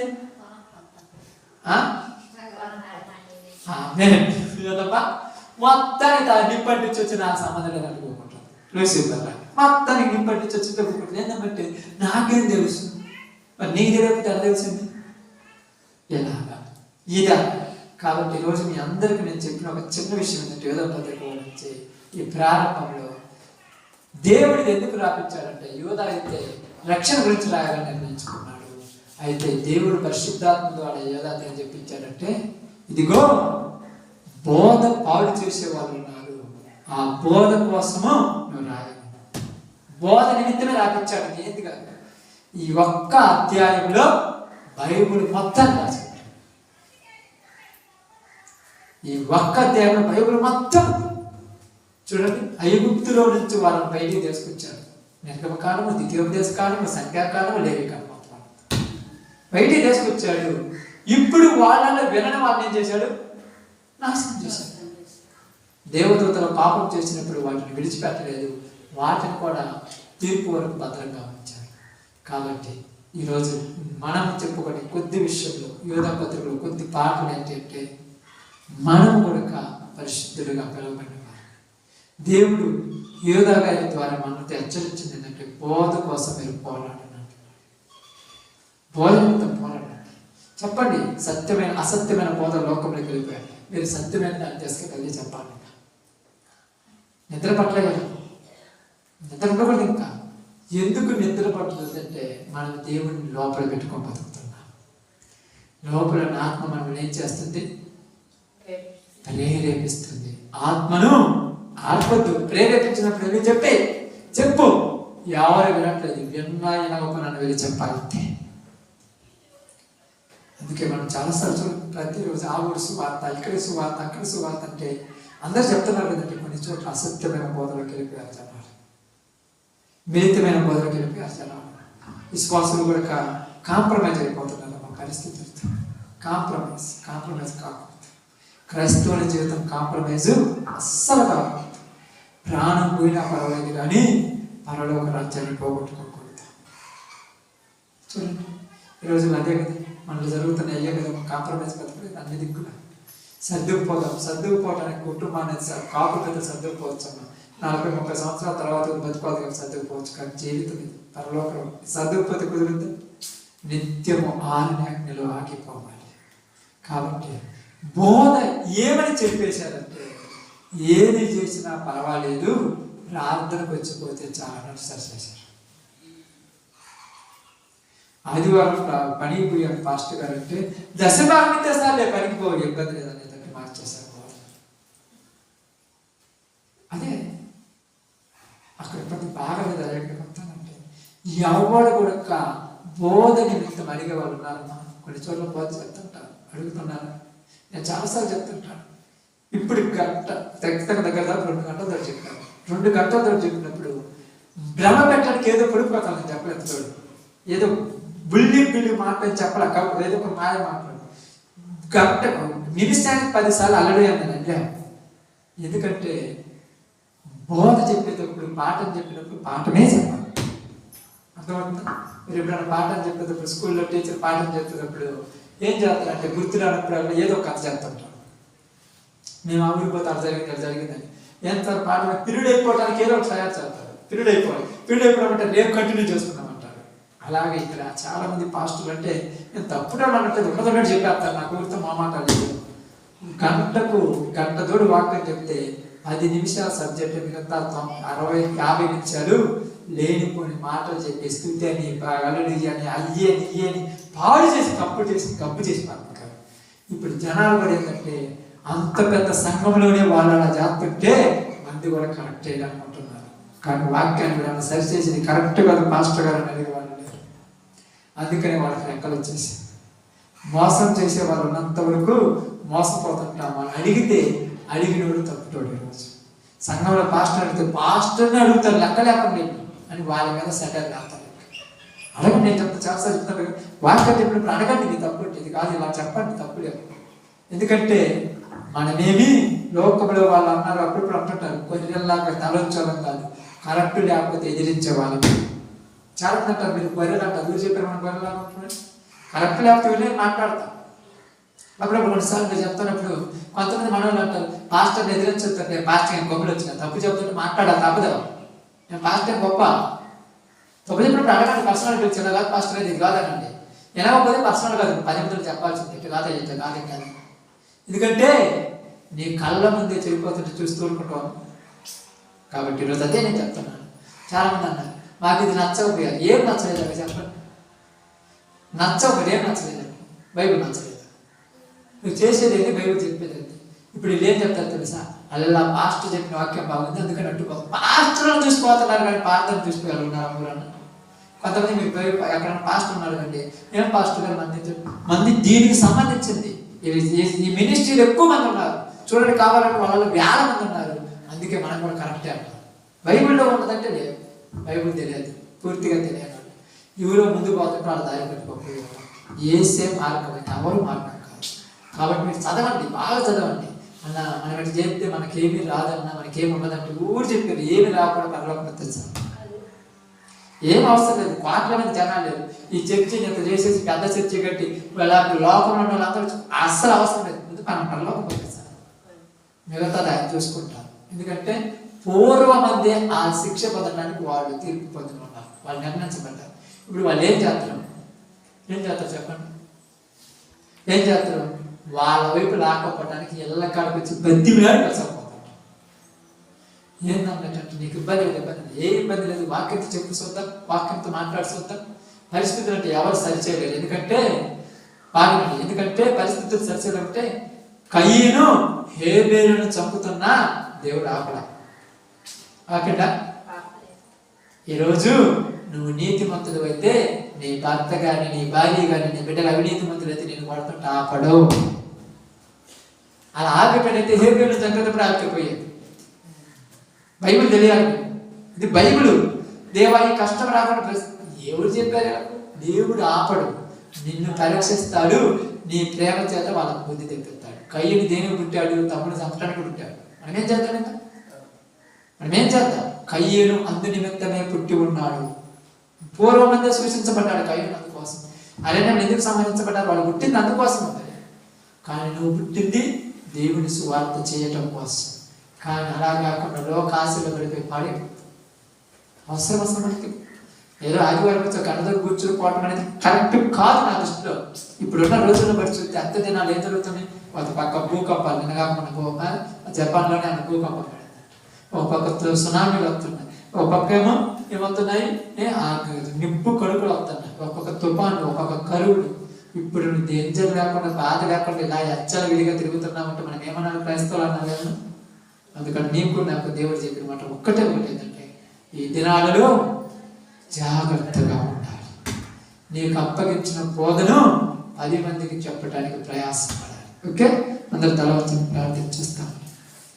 అందరూ ప్రార్థన